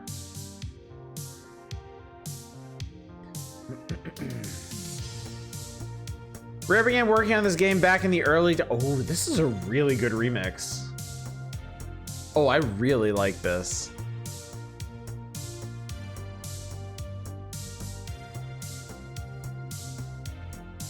We took our first look before the Super Game Boy palette was added, but even then it was obvious that the magic of rendered animation knew no bounds. As amazing the graphics of DK Country are on the Super NES, the smooth 3D animation of Donkey Kong Land on either Game Boy or Super Game Boy is even more astounding.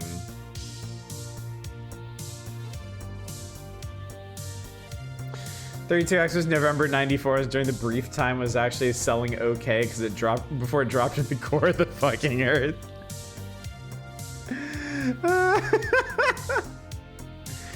My roommate in college had a 32X. I have actually played video games on the 32X. What were they thinking?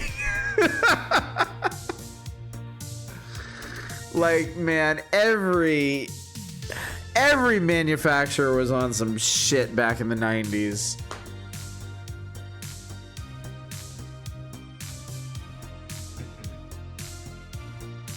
Love Sega to miss the 32X was such a mistake. Yeah, I mean, look, we can sit here and we can poke all the fun we want at Nintendo Power's bloviating. They absolutely deserve it for shilling as hard as they do. It does not change the fact that 32X was such a mistake. I have not heard the backstory behind it, no. Video games, 2 video games, the entirety of the 32X library. Well, you get the 32X games on Sega nights, not on the Master System. I mean, just by definition. 32X is a pain in the ass to emulate, really. You can't just plug some code into a Genesis emulator. So my favorite shot, seeing the AVGN with the Genesis with all the attachments plugged into it at once and just giving a bemused thumbs up to the camera.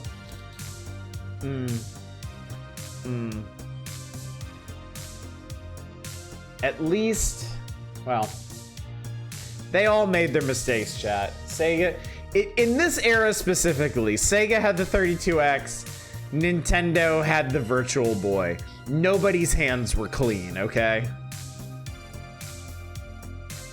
Sega of America and Sega of Japan fucking hated each other. You had to have this context. Sega of America wanted to continue with the Genesis' success, and Japan had the Genesis sell poorly, so they wanted to do a new console. And instead of deciding on one unified direction, both divisions went, fuck you, I'll be the next Sega. Really? No need to worry about them now. They have the Hulkster on their side, brother. Oh my god. Anyway, Donkey Kong Land. The Game Boy version isn't just a 4-color remake of DK Country. Donkey Kong Land, DK has new friends and enemies, and all the levels are completely different. As for the small color palette, you may wonder how Rare was able to create the sort of 3D character seen in DK Country. They had to select colors carefully so the characters would not get lost in the backgrounds. They also simplified the backgrounds so that the amazingly detailed characters of DK and the other inhabitants of this new world would stand out. Yeah, I bet. And when everyone is the next Sega, nobody is. Alright, well, wonders never cease. They will, actually, at some point. Comanche rules the skies. What am I looking at? From the battle-scarred monitors of PC War Sim gamers to your Super NES, an all-new version of the award-winning Comanche is winging its way for late spring release. Programmed by Nova Logic, Super NES Comanche, which is still unnamed at this stage, features 3D voxel. Oh shit. Voxel tech, chat. There was like just the tiniest window in history when voxel tech was like the next big thing. Like, fuck polygons, fuck 3D rendering. We found the secret sauce, chat. We have discovered the magic of voxels. And now 3D graphics are at everyone's fingertips. Fucking voxels, how do they work? They were genuinely internally battling each other the entire time when the 32X was out. Sega Japan decided to fuck it over out of spite. When the Saturn came out, Sega America fucked that over out of spite. Wow. The reason the Saturn was shadow dropped in the US and promptly tactically nuked was Sega of America was terrified of the Jaguar. What is Kirby doing to that mole? Riding it like a stallion. You should be asking what Kirby's doing to that fish. Okay? Someone thought ellipsoids were the way of the future. That's how we got a Statica 1 and 2. Not to mention Twinson's Odyssey, right? A couple other things. God damn, dude. The good old Sega Tower of Power. Hilarious. Honestly, it's a fucking wonder Sega survived past the Dreamcast. I mean, I think a large part of them surviving the Dreamcast is getting out of the hardware business. Like, I will give Sega credit for finally seeing the writing on the wall there. They were not cut out to do hardware. Which is a shame because the Dreamcast was arguably one of the best systems they ever put out. It just, they weren't in a good place to handle it. Yeah, I agree with Naren. I think it's more of a wonder Sega survived to the Dreamcast.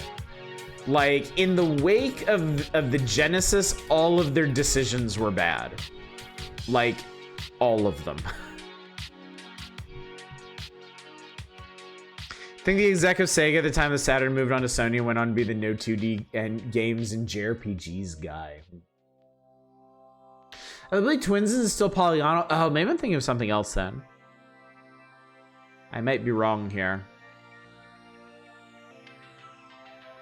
Games Genie might be pushing it.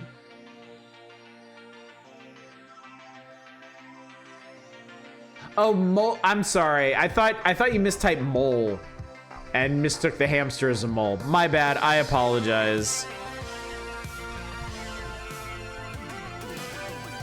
I think some means we should play Sega Gaga, the Sega game about Sega. Even the Saturn was a fucking amazing console. It's just its focus on 2D was a mistake at the time. America fucked over on so many levels, made it age amazingly. I mean, that doesn't change what I said about it. Like, Sega needed to get out of the hardware market because even if they made great consoles, they could not market them. Even with good consoles, they could not make them succeed.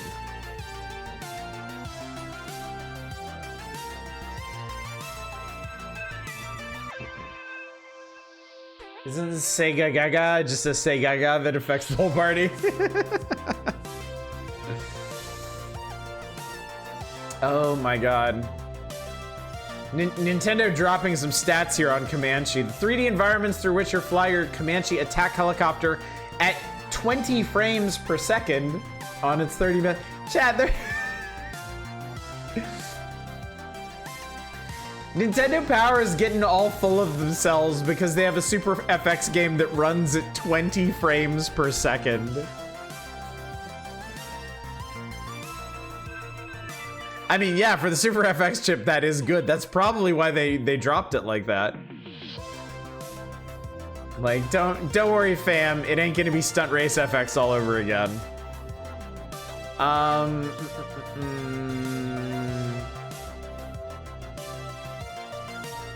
Yada, yada, yada. I wanted them to say more about voxel stuff, but they don't. Reaching speeds of PowerPoint. All right, Kirby. Jesus Christ. Kirby 2 fighting inflation. But video game hero is the most inflated sense of himself? Kirby, of course. Kirby is scheduled to return this summer to the Game Boy scene, where he got his start. Kirby 2 is being designed for the Super Game Boy and makes full use of the color and audio capabilities of the system. As somebody who absolutely adores the Super Game Boy,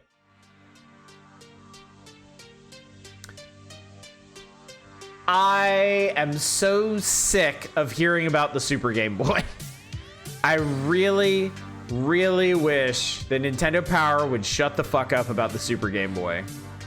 It is getting tedious at this point. We can't see these? Why wouldn't you be able to see these?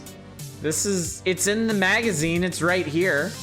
Assuming they actually got released, of course we can see these. They're requests like anything else. See, Turnip Boy Robs a Bank was really fun. I'll have to play it. I really enjoyed Turnip Boy Commits Tax Evasion. We can see these nuts. At least the art's still pink and not white. Yeah, at least they got that straight.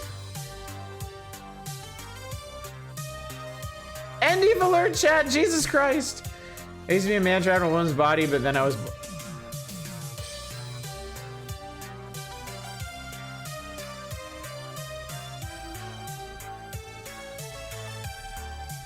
All right, Comanche voxel time.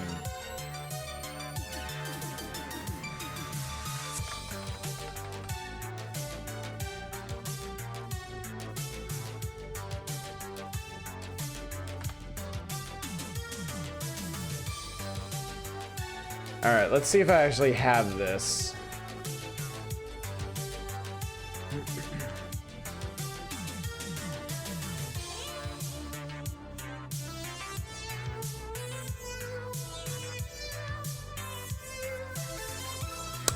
I don't. Does anybody know what this... Okay.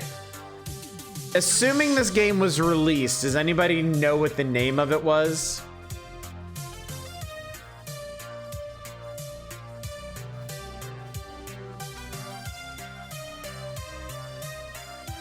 Because I'm not really sure.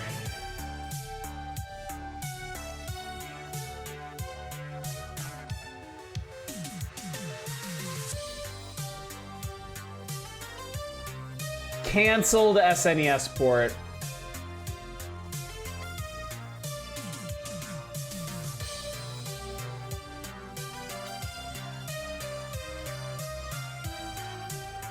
Never mind. Well, that's I know. I'm depressed too. I really wanted to check. I wanted to see those sweet, sweet voxels. But it's simply not to be, chat. Game just refused to run decently on SNES hardware, even with the FX chip. I wish I could pretend to be surprised. I really, really wish I could. But I can't.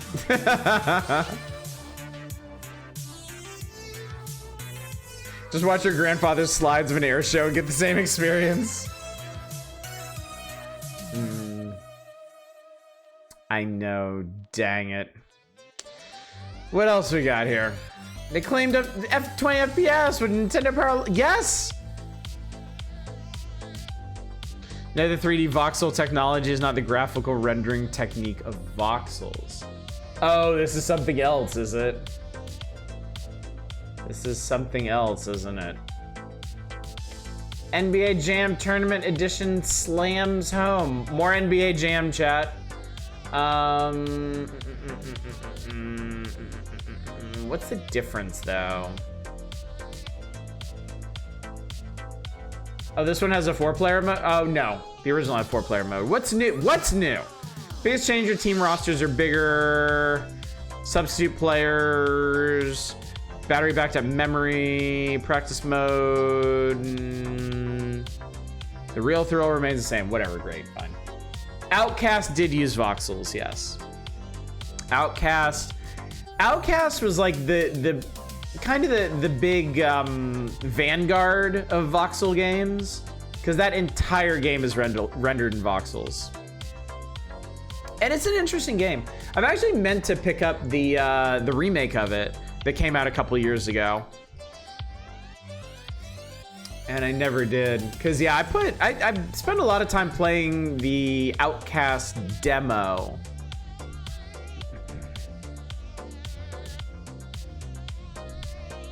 Bill Clinton cheat? I don't know. I gotta be honest, at this point, I do not give a shit about NBA Jam. I really don't. Outcast is kind of rail shootery thing. You are misremembering. Outcast is like an open world third person adventure game. Yeah, with a lot of shooting and a lot of puzzling. Some puzzling. Fair bit of puzzling. I don't remember exactly. All right, and then we got Mana in the USA. 1995 will be the year that Squaresoft brings its unique talents for developing classic adventure games to the American scene. Square's first American designed and programmed adventure is due to be released early this summer. Concept art looks amazing for Evermore. I'm surprised so many game companies were based in Redmond. I mean, it does make sense that they would cluster around the offices of the big publishers, yeah. Vibe out sort of MDK-ish third-person shooting in an open-world setting. I wouldn't invoke MDK. It's a very, very different vibe from that. It had an almost like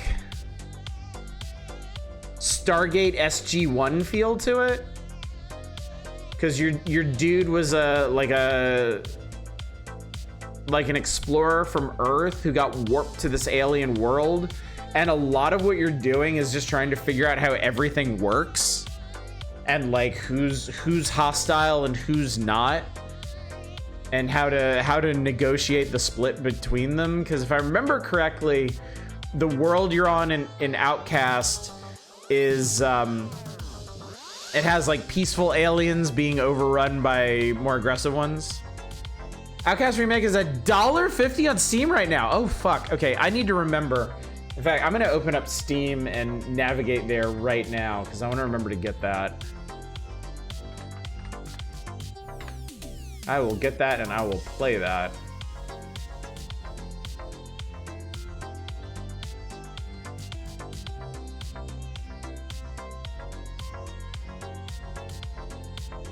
That is not that. There it is.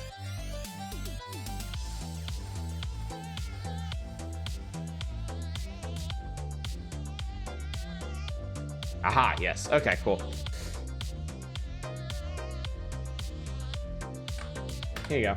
It's a little confusing because they do have an updated original version of Outcast on Steam called Outcast 1.1. And then the remake of Outcast is called Second Contact. And then there is a proper sequel to both of them called A New Beginning, which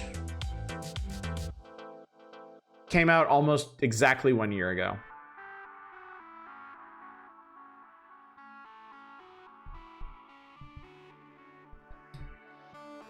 Like Out of This World version of it? Absolutely fucking not.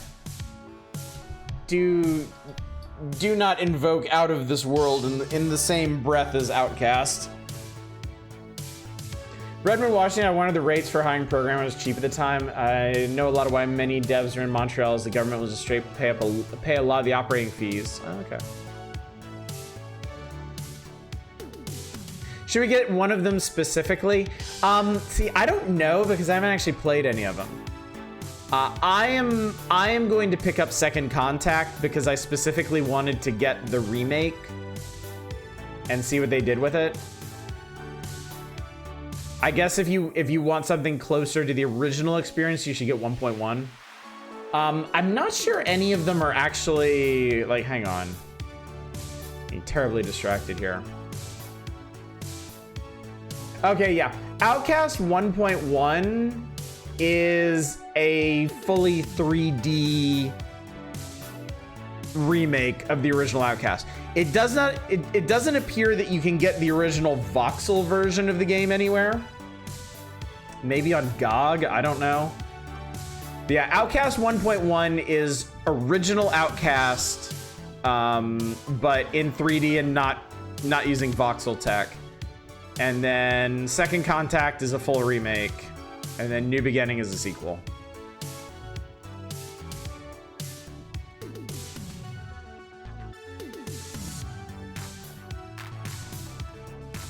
Bundle 1.1 New Beginning and Second Contact is just $16 anyway. Yeah, but I got other stuff I need to pick up from this sale. I got plans.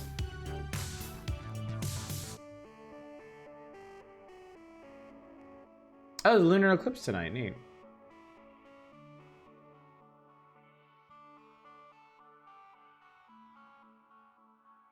It's just getting started right now and should peak in about an hour or so. Okay, perfect. Like right around when the stream ends. So.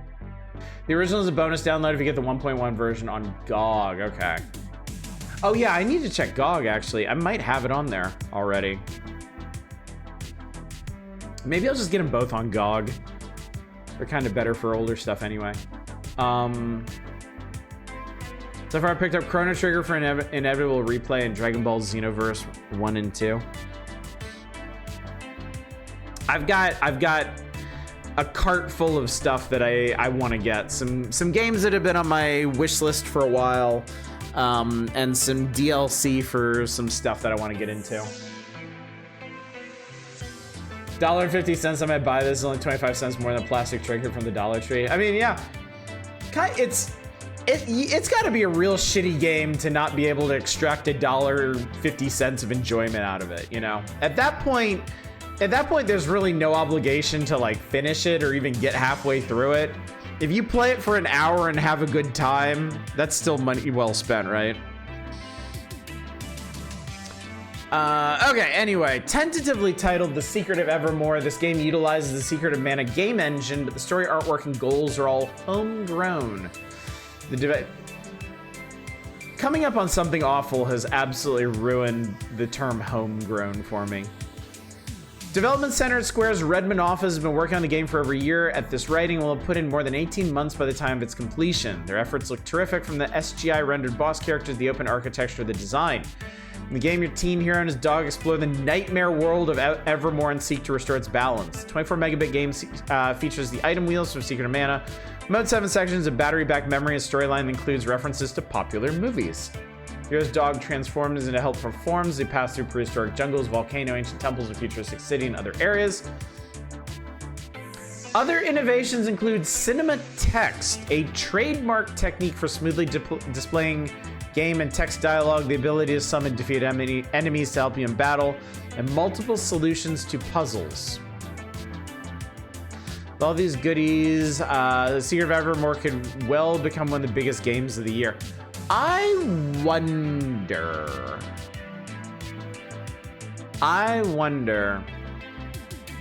if they wrote this preview before they did the huge revisions to Secret of Mana that they had to. Do you want any of us to request Evermore? No, because I did a full playthrough of this a while back. You can find it on YouTube.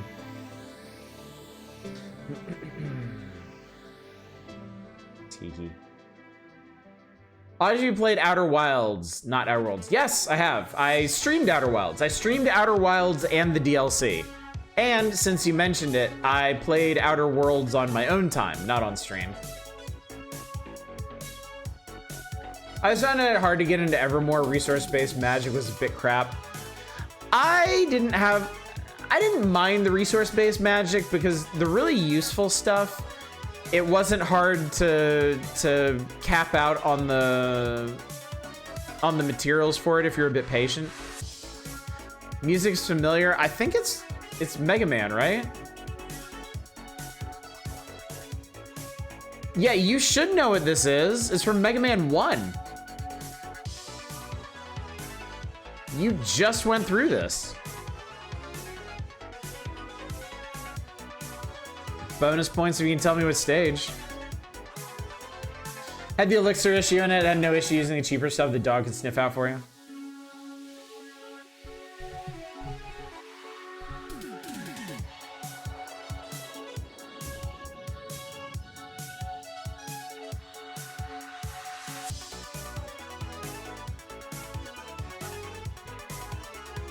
Y'all say Cutman. I feel like you're actually right. But it's labeled as Fireman's.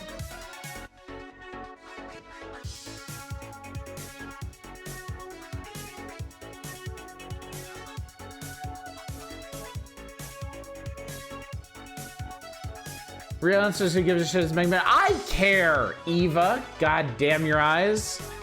It's not Cutman? Okay. So it is Fireman. Okay, cool.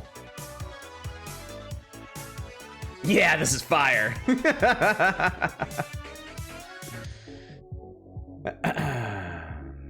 Yeah, Mega Man 1 is dog shit, but the music's still good. I mean, Mega Man 1 is a miserable experience to play through, but it's still a very important game.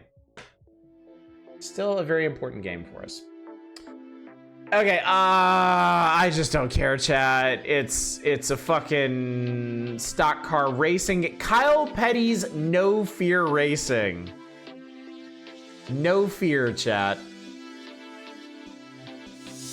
And Electro Brains Dirt Tracks FX. Look, if you want to request one or both of these, I ain't gonna stop you, but I'm not reading through these because I do not give a shit. I didn't give a shit as a child. I do not give a shit as an adult. Yeah, one fear. Praise Dale, raise hell. Cal Petty, what the fuck is that name? That is a stock car racing ass name. Capcom have a few great series to start with absolutely shit games between Mega Man and Street Fighter. Stock car racers have some, they absolutely do. Wasn't, was Dick Trickle a stock car racer? Yeah, Dick Trickle. That's right, Dave. Cal Petty's strike first, strike hard, no mercy.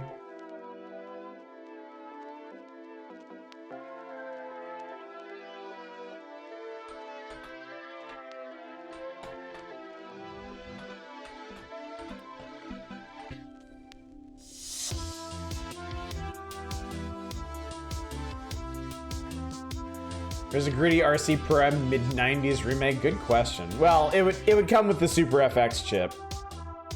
So it would by default be imminently forgettable. He could have gone with Richard Trickle, but he's not a coward. He owns it. Ah, shit, this game was actually released. God damn it, now we have to play it. We fucked up, chat. We fucked up and now we're gonna pay the price.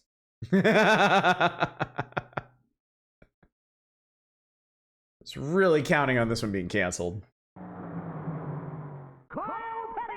No Fear Racing. One Fear Racing.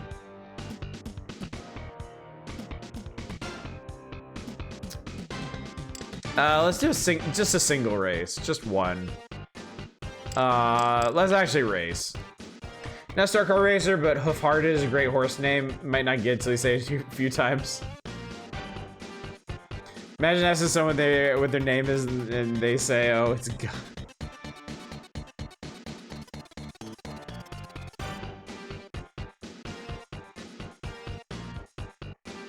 So I have no idea what No Fear is. Wasn't it a Christian thing? Wasn't it like a stealth Christian thing?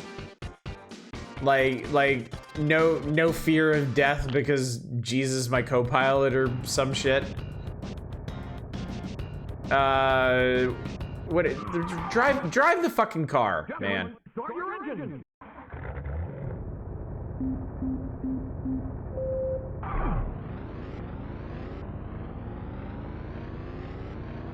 This is... 11, 5, 3, 11, passes, 21.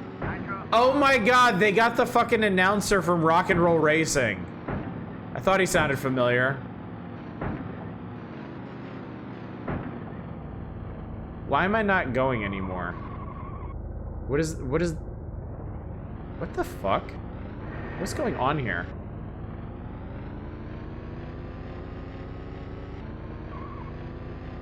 Whoa, this engine is a mess. I mean, you realize what they're doing, right? It's the same as that fucking Hot Wheels game that we played on, what, GBC? They pre-rendered the entire track. We're just playing through a movie. And we just have a car that moves left and right on it. Yeah, it's an FMV game, basically. It's a pre-rendered FMV game.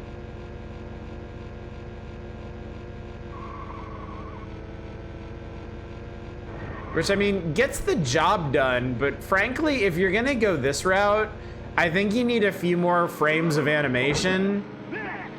Because the corner comes up real fast. Yeah, it's definitely a decent way to approach this kind of game because you're racing on an oval. You know, the tracks are not complicated. You don't have fucking S-curves. You don't have, like, you're not racing through thickets or city streets or something. It does feel fast, and that is something that a lot of console racing games struggle with. One of the big issues in most racers in sports games, yeah, no background music. I don't like that either. Could I recommend a legit FMV game for the SNES? You can talk about it. I'm not gonna play it.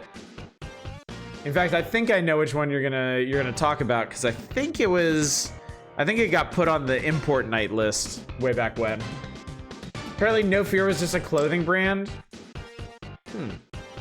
No stealth Jesus involved. What's custom track? No way. No, I said no way.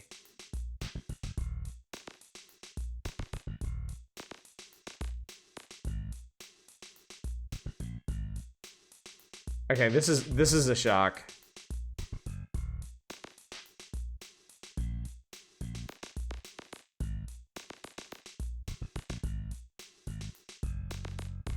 How can they do this if it's pre-rendered? Each of the puzzle pieces is pre-rendered.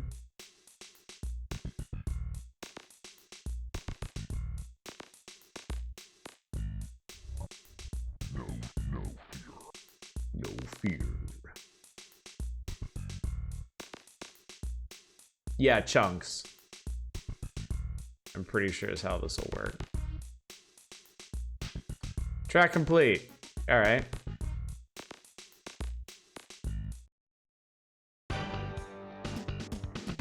What the fuck? Can I race on it or what?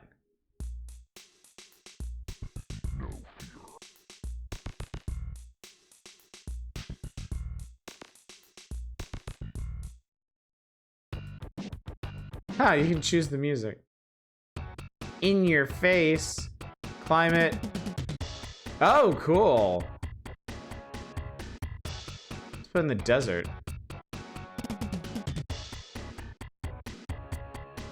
And then you can choose. Okay.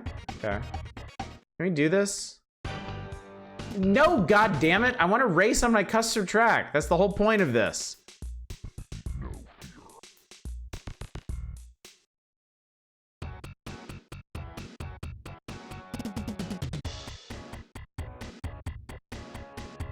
Okay, well we can at least go through it frame by frame.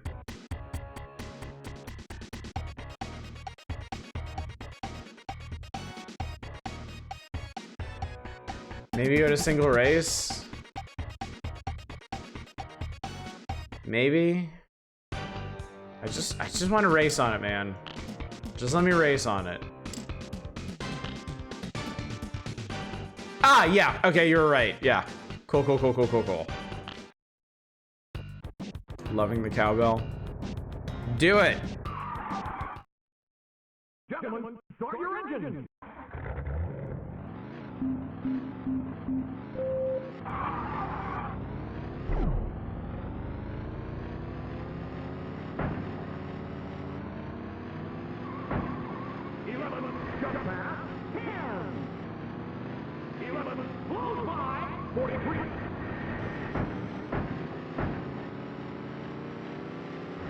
So yeah, you see, it's all just the same pieces over and over and over again. But instead of turning left a couple times, we're turning left then right, then left then right, then left then right, then left then right.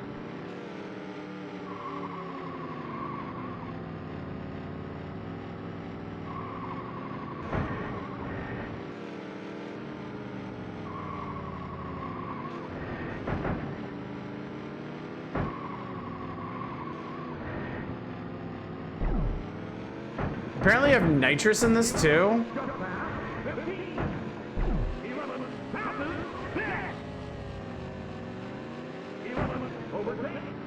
This would have been a disappointment even in '96.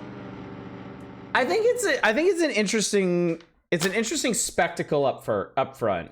But then when you realize what it's doing, it's like, oh. Okay. Because, I mean, I need y'all to understand, like, on the PC at this time, there were fully 3D stock car racing games. Like, you didn't have to settle for this pre-rendered stuff on the PC. You could play an actual 3D racing game. And that's exactly what people were doing, too. Like my dad. Does SNES have any bass fishing games? Not just fishing games, specifically bass fishing. Yes, it does. Yes, it does. I'm pretty sure there's a version of Black Bass on it. I think there's at least 2 or 3. Sega Genesis, you can play Virtual Racer, decent frame rate in full 3D. Oh wait, sorry, I mentioned the forbidden words. That's okay. Someday their sins too will be laid bare for all to see. All right, moving on to Power Fest 95. God, this is a lot of text. 132 competitors would vie for the title of video game champion. Of those, only one would make it. Good, because I like bass fishing games, but only bass fishing games. Other types of fish are just not the same. Interesting.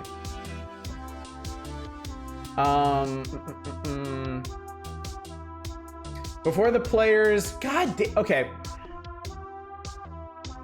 I wanna go back in time and be the editor for Nintendo Power so I could fix all this egregious shit in this magazine. Before the players, even players with an apostrophe. Like, come on, man. Did Donkey Kong win and he's being handed a big check? Let's see what happened. Let's go through this. Yeah, what do the players possess? Before the players even arrive in San Diego, the PowerFest crew is working around the clock to create the most spectacular video game stage ever. Nintendo Power is able to sneak a quick peek. The sound system had been on tour with the Grateful Dead. Had the power to blast music throughout all of SeaWorld. Players began arriving in San Diego on Friday, November 18th from every corner of the US. Finalists represent a wide range of ages and backgrounds. Timothy Gebhardt was the youngest player at age 8, while Michael Sealsick represented the young at heart at age 40. Many of the competitors knew each other well. Some were friends, others were related. After all the players arrived, Nintendo treated them to a total video game weekend. Early Sunday morning, the competitors began arriving at the final stage. In front of the pavilion sat the grand prize, a brand new red Ford Mustang. Wow.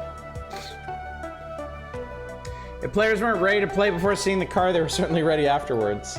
The first round, the finalists played the same competition game pack that they had played in the local PowerFest. They had to complete the first stage of the Lost Levels, 5 laps in Super Mario Kart, then hit as many home runs as possible in Ken Griffey Jr. After every player gave it their best shot, the top 16 finalists moved on to the next round. In the second round, the top 8 players moved on. In the third round, the field was reduced to 4. In the quarterfinal round, the top 4 players in the country were thrown a surprise. They had to compete on a completely different game, the totally new Donkey Kong Country. Oh my god, it's just like in The Wizard, chat! Each player had 5 minutes to get as far in the game as possible, and only the top 2 scorers moved on to the final round. The final battle was between Michael Irasi of Garfield, New Jersey, and Brandon Veach of Hills, Illinois. As expected, this match was as close as they come. The lead switched back and forth between both players during the entire match. They blazed through Donkey Kong Country. When 5 minutes were up and the smoke had cleared, Mike had beaten Brandon by the narrowest of margins. The final score was 2,418 to 2,304, making Mike Irasi the 1995 National US Nintendo Champion. I kind of wish I had been more dialed into this stuff when I was a kid, chat. Like, all this stuff passed me by, but it would have been neat to at least have been more aware of it, you know?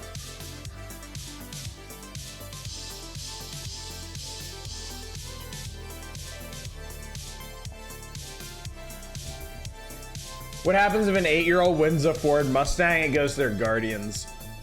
That, or they get the cash equivalent, I guess. Did you dream of being the #1 and using the Power Glove? Didn't we all, though? Didn't we all want to be so bad? Also, that is a 90s ass car. I've never seen The Wizard. Oh, you need to fix that, dude. You need to fix that. It is intense. It is amazing. Went from wanting to be so bad to being so trash. Oh no, chat, no! No, it's too soon. Ready or not, I'm not ready.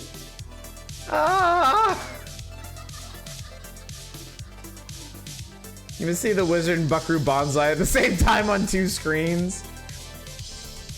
I'll just get back so I can ask what the fuck Master of the Maze went. No, it's too late. It's too late. The opening was provided and it was taken. I was reading the article trying to see why you hate neon wires. Anyway, Masters of the Maze was one of those like Nick Arcade style games. God damn it, y'all. How to getting the most out of your Super NES a crash course. Jesus Christ. Oh, I get how this text is supposed to work. You're supposed to read the white text together, how to play it loud, and then you read the green text as a subtitle within it.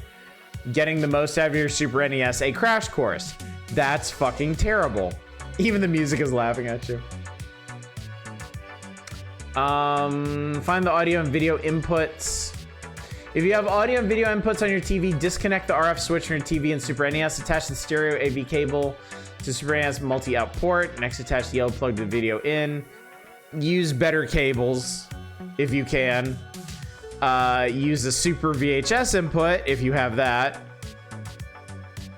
And use just use the fancier plugs, chat. Plug it in, crank it up, play it loud. That's what I do on my play date. If you put that font into kinetic typography video, get Eva. Why are there so many periods at the end of grab your favorite game? Like, I don't know if like the editor-in-chief or the senior editors just fucking dropped dead, or they were all out with like influenza or something when they were working on this issue. But there is no text discipline whatsoever in this thing. It is an abomination. It is heresy, chat. They're all playing Super Game Boy. God damn it. This grammar is so bad, it makes me want to escape into Pitfall, the Mayan Adventure. Did they even care by this point? Maybe that's part of the whole extreme 90s motif. We're not gonna care about nerd shit like grammar and syntax. Grandpa. And the 90s were too cool for style guides. And thanks to me, you can! Yay. If you're not ready to grab a vine and swing into this awesome jungle jaunt, then watch out, because Pitfall the Mayan Adventure is going to grab you. By the balls. Harry, here are the classic action-adventure game Pitfall is back again after over a decade of dormancy. If you're expecting the same old stick figures and choppy graphics, you're stuck in the 80s. Those Wonder Wizards at Activision. God, where's Nestor to save us?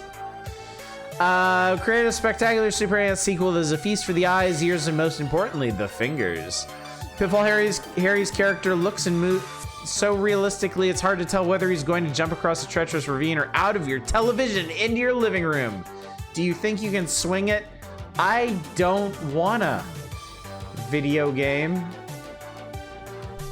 I'll give them a little bit of credit. The magazine did make this look rather pretty. I think I saw a Nestor reference in Dragon Warrior. Nice. Wonder Wizards at Activision are likely now dead, shoved in Cody's closet. Pitfall Harry and his adventuresome father have chosen a unique and exciting vacation spot in South America, but this trip has turned out to be more than the death-defying duo bargained for.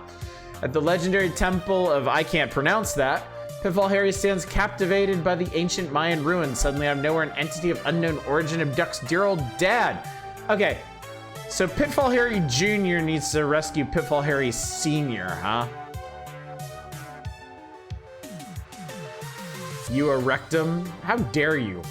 How dare you, Arcane? Pitfall is a pretty game. It's not any good, but it has good art. All right, I don't really want to. Okay, and then there's the Zabalba Falls, where you're gonna fall a lot. This looks like OBS is gonna fucking hate it. There's some mines. There's ancient ruins. Apparently in the ancient ruins, you can play the original Pitfall.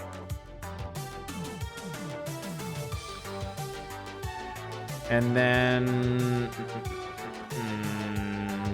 This adventure isn't even halfway over. Okay, so there's at least 9 or 10 stages. I got to the last level of this shit on PC. It's not worth it. Do the locomotion. Take the snake. The goo-goo muck.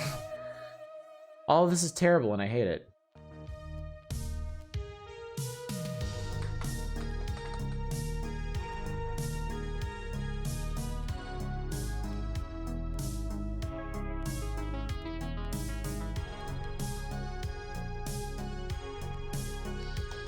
These remixes are really nice. Just what the doctor ordered for tonight. Kind of weird how the original Pitfall was the best. Pitfall 2 is okay, the rest, no. There's a mobile infinite runner that's cromulent. PS2 one that looked pretty alright. Although it probably sucks.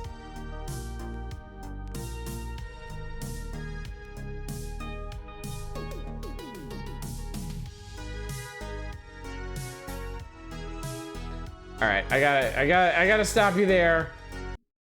Sorry. Who Marble Zone? Fuck this level.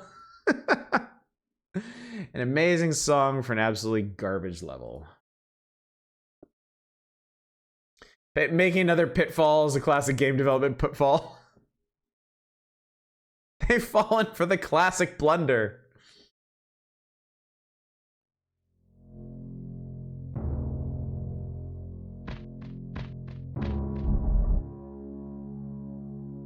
Dad, check it out. It's a statue of me somehow. Sounds like they just shot his dad.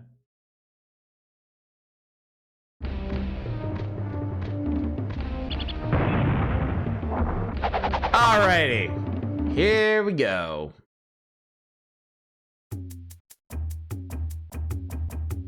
Seba Jungle. Just forgot the statue, dingus. Alright, so we can sling. Oh, I have a limited number of rocks to sling. Ow.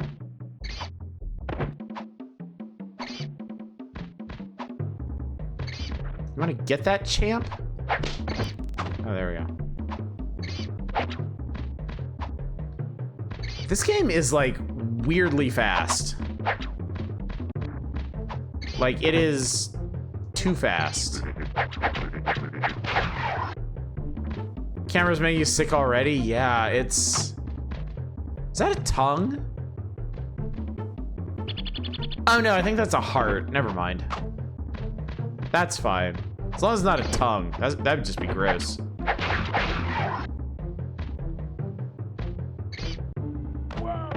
Whoa! Bye, bud. Could be worse than got GBA port. Imagine playing with the GBA screen crunch. I mean, this got... Look. This got ported to everything. Everything. Like, I'm pretty sure this is on the Nokia N-Gage. You didn't really just do that, did you? Of course you fucking did. Urbida. I fucking hate this game. I managed to forget it existed.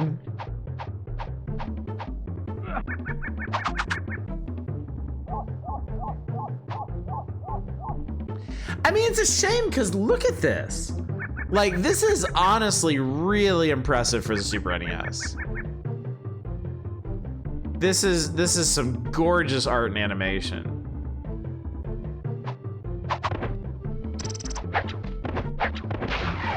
But it's also a deeply, deeply shitty game.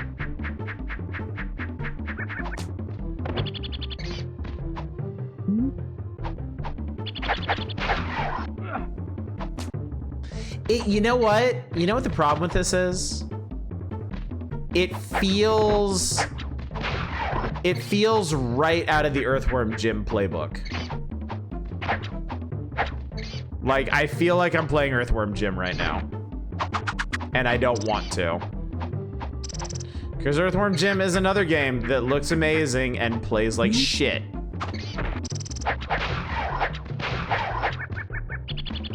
Art reminds you of James Bond Jr.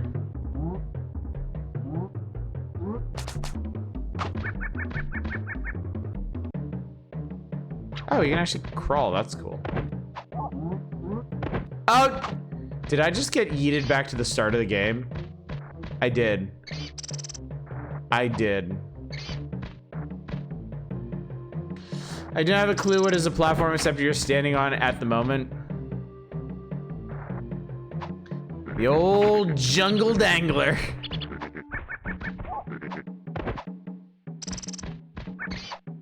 I think my favorite part of this game is the health meter.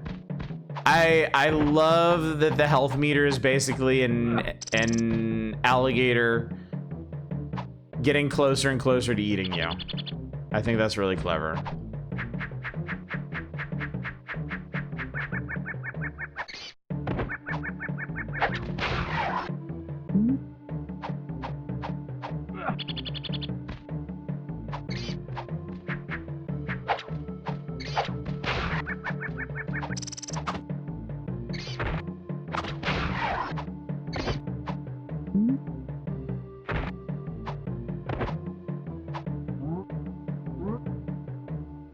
Okay, I think that's what I'm supposed to do.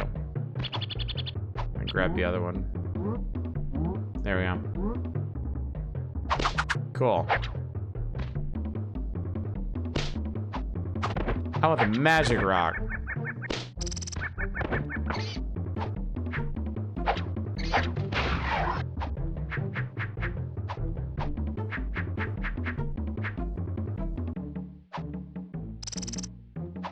Oh, god damn it. In MOBA games, I think most of the stabbing animators and not game devs explains way too much.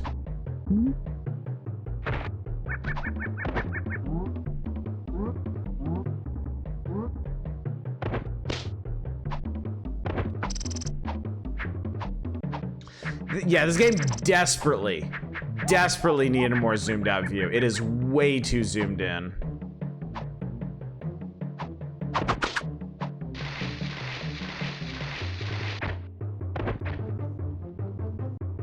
Do you like the pointing little statues? Ow. Whoa! Whoa! He sounds like Serious Sam when he says that. Whoa! Whoa!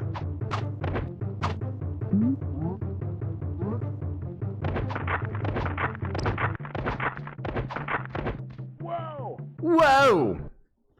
Get ready.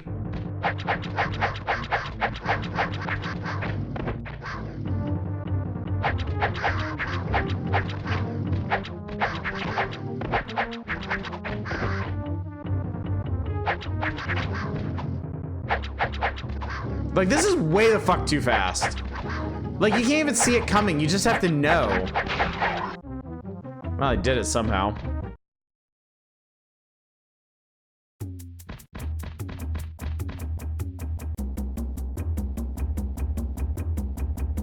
Backstory's Kodak went to the animation studio that did for Gully and was like, hey, make a Pitfall now before I consume thee like the demon I am.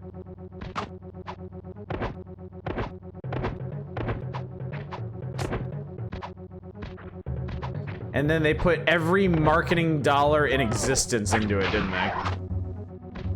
So, does the stream hate this, chat? Because I'm assuming the stream fucking hates this.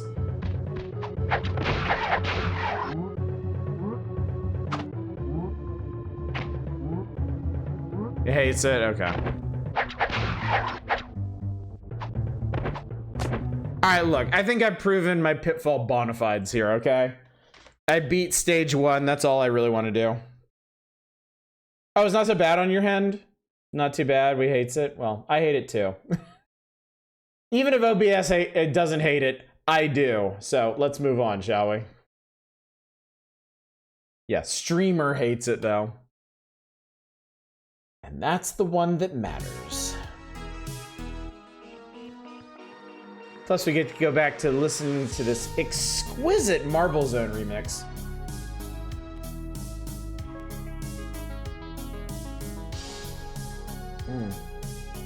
Oh, I needed that. Well, here, let me share some secondhand Mayan knowledge. The classical Mayan mythology was terrified of the forests that surrounded them. In the mythology, the 4 directions was dominated by 4 monstrous birds, and only the center direction was clear of the forest and represented safety and civilization.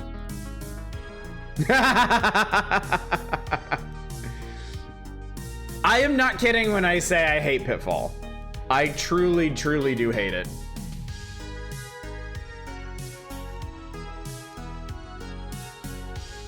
I have absolutely no desire to play any more of it than I already have.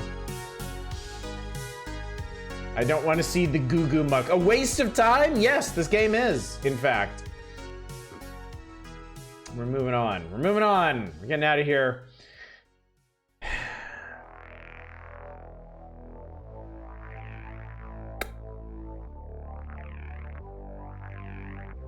Not the respite I was hoping for.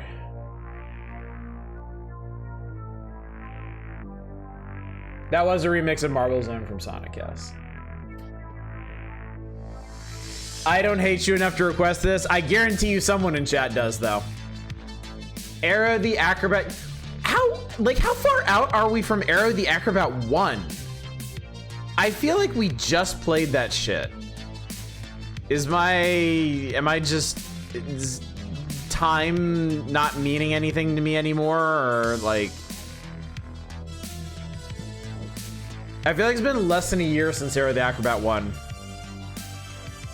These mid-90s platformers, level design, all of these is just random bullshit. See, Aero I hate. I very specifically hate.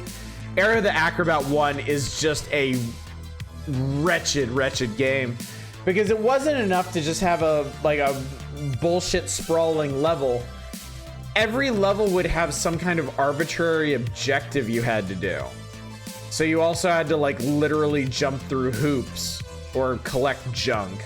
And it was all timed. And it was actually on tight timers. So if you didn't follow the right path through these like bizarre sprawling levels with no signposting, you would just run out of time. It was ass. It was absolutely terrible.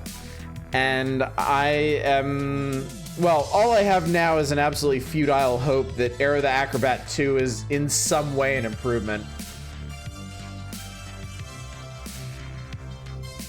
I think there are decent mascot platforms for that era. Aero was not one of them, no. Aero was awful.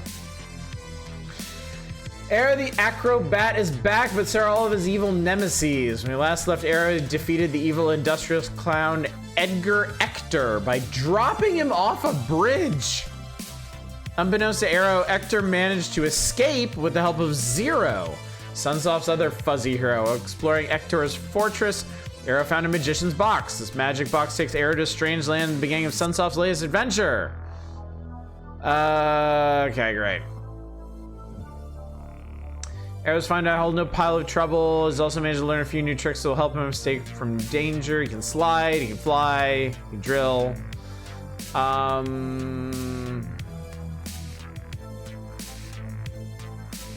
Whatever, man, let's do this. Was Zero the Kamikaze Squirrel improvement? Technically, yes. It was more playable. And I'm sure imminently more playable back in the 90s when people wouldn't have felt quite as awkward about the racist overtones of it.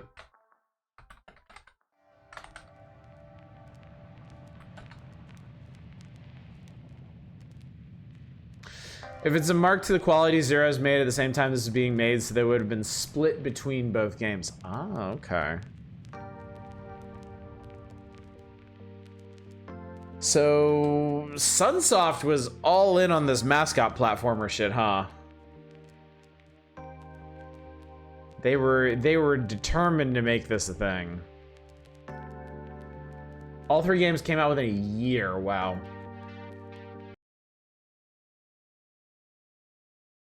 Platformers are one of my main genres, but I mostly avoid this series. That's wise of you, I would say.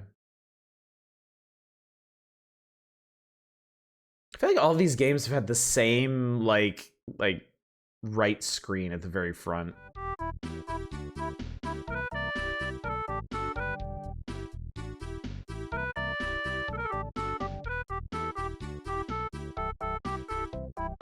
It's cool ass iguana, can't deny it. Okay, man.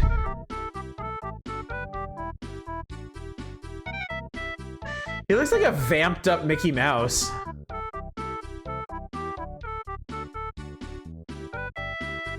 No, I'm not. We're not gonna preview this. Tiny TH in the court. Yes. They've trademarked the very appearance of Aero because obviously everybody's gonna want to copy it. Yeah.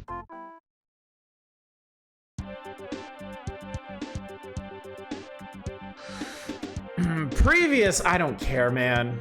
I really don't. As Ector's flying machine slid across the bridge, Ector jumped out just in time, only to land on the very edge of the museum bridge.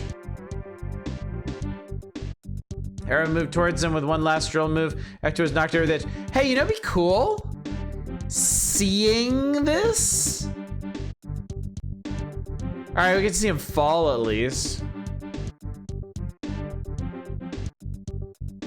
Ector fell unbeknownst to Aero. Zero flew past above him. Intended to save you, master. This is so exciting. Suddenly left crash was heard and the whole museum shook. It was finally the end of Edgar Ector. Aero thought so, but Zero reached Ector just in time.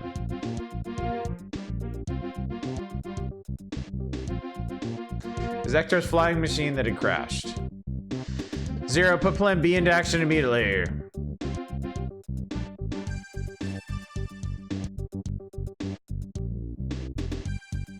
Yes, Master, it is done.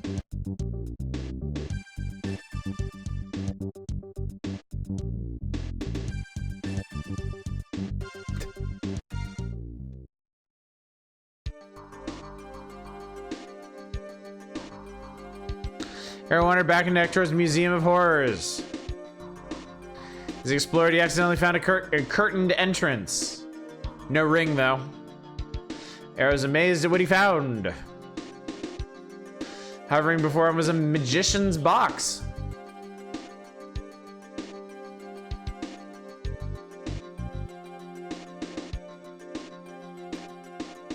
Aero's curiosity overtook him and he jumped inside. Idiot. As he wondered what to do next, something strange happened. It began to shake and shudder.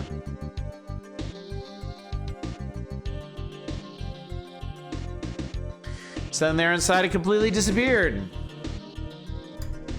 I'm gonna get comfy here, chat. Aero's adventures begin. Great.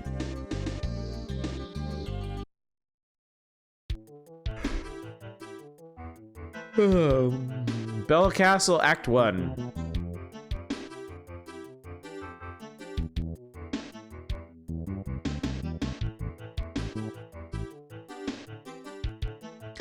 Is it just me or does Aero look different?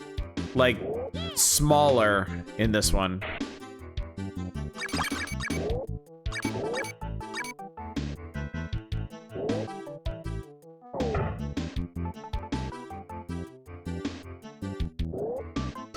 It looks more Tails-like.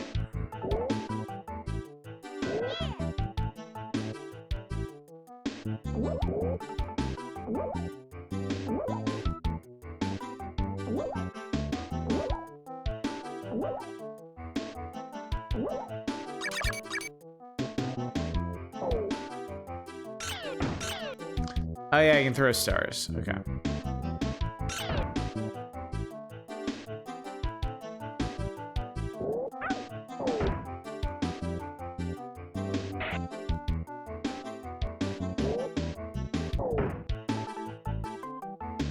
No timer, yeah. And no stupid extra objective. So it looks like they might have gotten the hint after the first game. Does smack sense into the game designer? Yeah.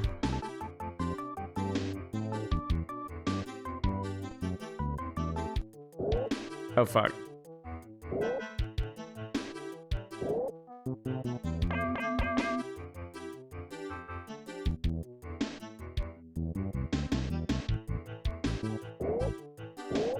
The hell am I supposed to be doing here?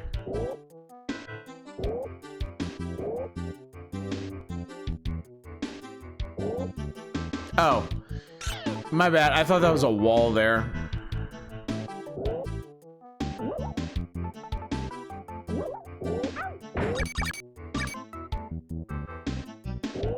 I'd be a video game character gets power from their own name.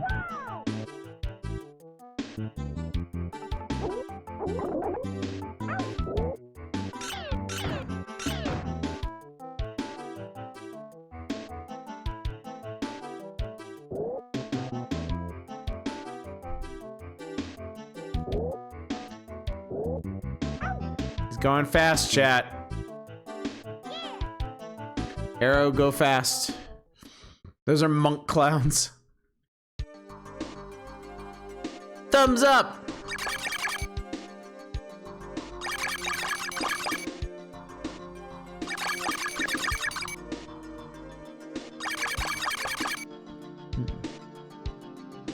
Keep fucking up his face. I know, he doesn't look the same in any of them. Play Ector.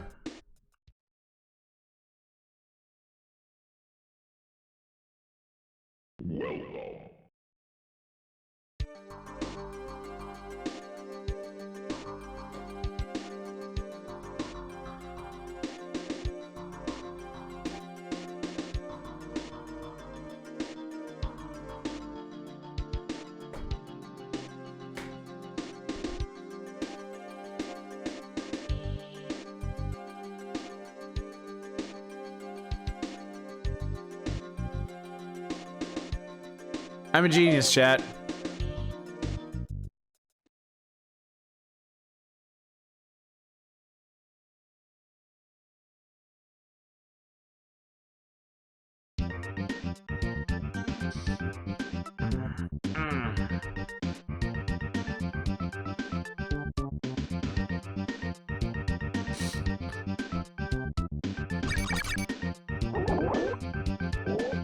Whoa, what the hell? Ow.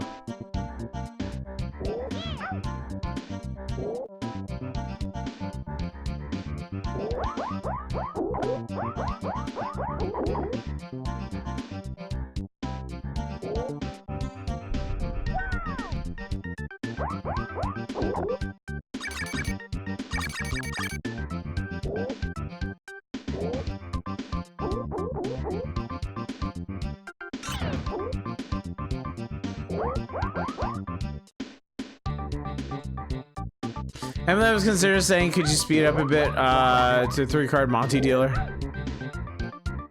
Oh, he's fucking dead, chat. I can't believe Aero the fucking Acro-bat is fucking dead.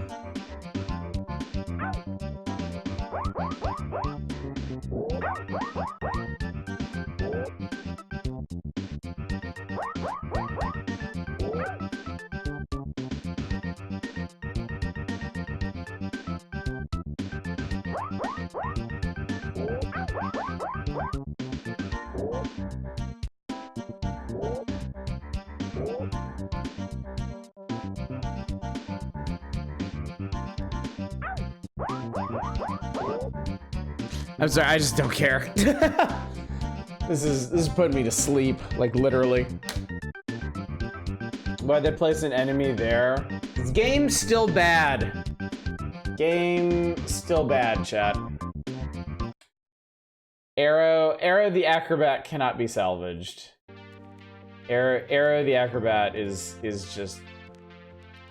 Aero the Acro-bat consists of suffering. It is suffering in video game form. Oh god, okay. Well, anyway, we did it. I think... yeah, we'll end there. Let's end there for tonight, chat. We will come back to Street Racer on Saturday then. They thought this was good level design. I mean, if they're just looking in relative terms, it's still better than Aero 1, but that is damning with faint praise, to be sure. Just trying to capitalize on Street Fighter. That or Speed Racer. And it looks like the gameplay is meant to be Mario Kart. It very much looks like Mario Kart, so. Anyway, chat, it is late. I am tired. I need sleep. Feel vindicated for noping out of the series after 10 minutes was wine. Yes, entirely vindicated. So, anyway, tomorrow night is a regular Friday feature. You'll have to show up tomorrow to see what it is. Saturday we'll be right back here. We'll be playing some Street Racer and whatever comes after. I will say, chat, against all odds, despite this being a January bonus issue, we're about halfway done. We're about halfway done with this one, and we're already past a significant chunk of the special features in this one. So, we're making really good time here. There'll be no stream on Sunday. I don't stream on Sunday. And then Monday, Monday is the day that you've all been waiting for. We're starting a new CRPG, and if you want to know what it is, you got to be there to see for yourself. So, with all that said, let me go find somebody for y'all to raid. Let's send y'all on your merry way. Let's hit up Bassy tonight. Bassy's doing probably the last Next Fest demo night. I know y'all like them Next Fest demos, so let's do that. Alright, so anyway, thank you all so much for coming out tonight. Thank you for joining me for another evening of the Power Hours. Very productive evening. An evening of playing a fair number of things and also turning a fair number of pages. Both experiences I greatly enjoy when we do these. So thanks again for coming out. Hopefully I will see you tomorrow night for whatever tomorrow night may be. But until then, as always, y'all take care. Bye, everybody.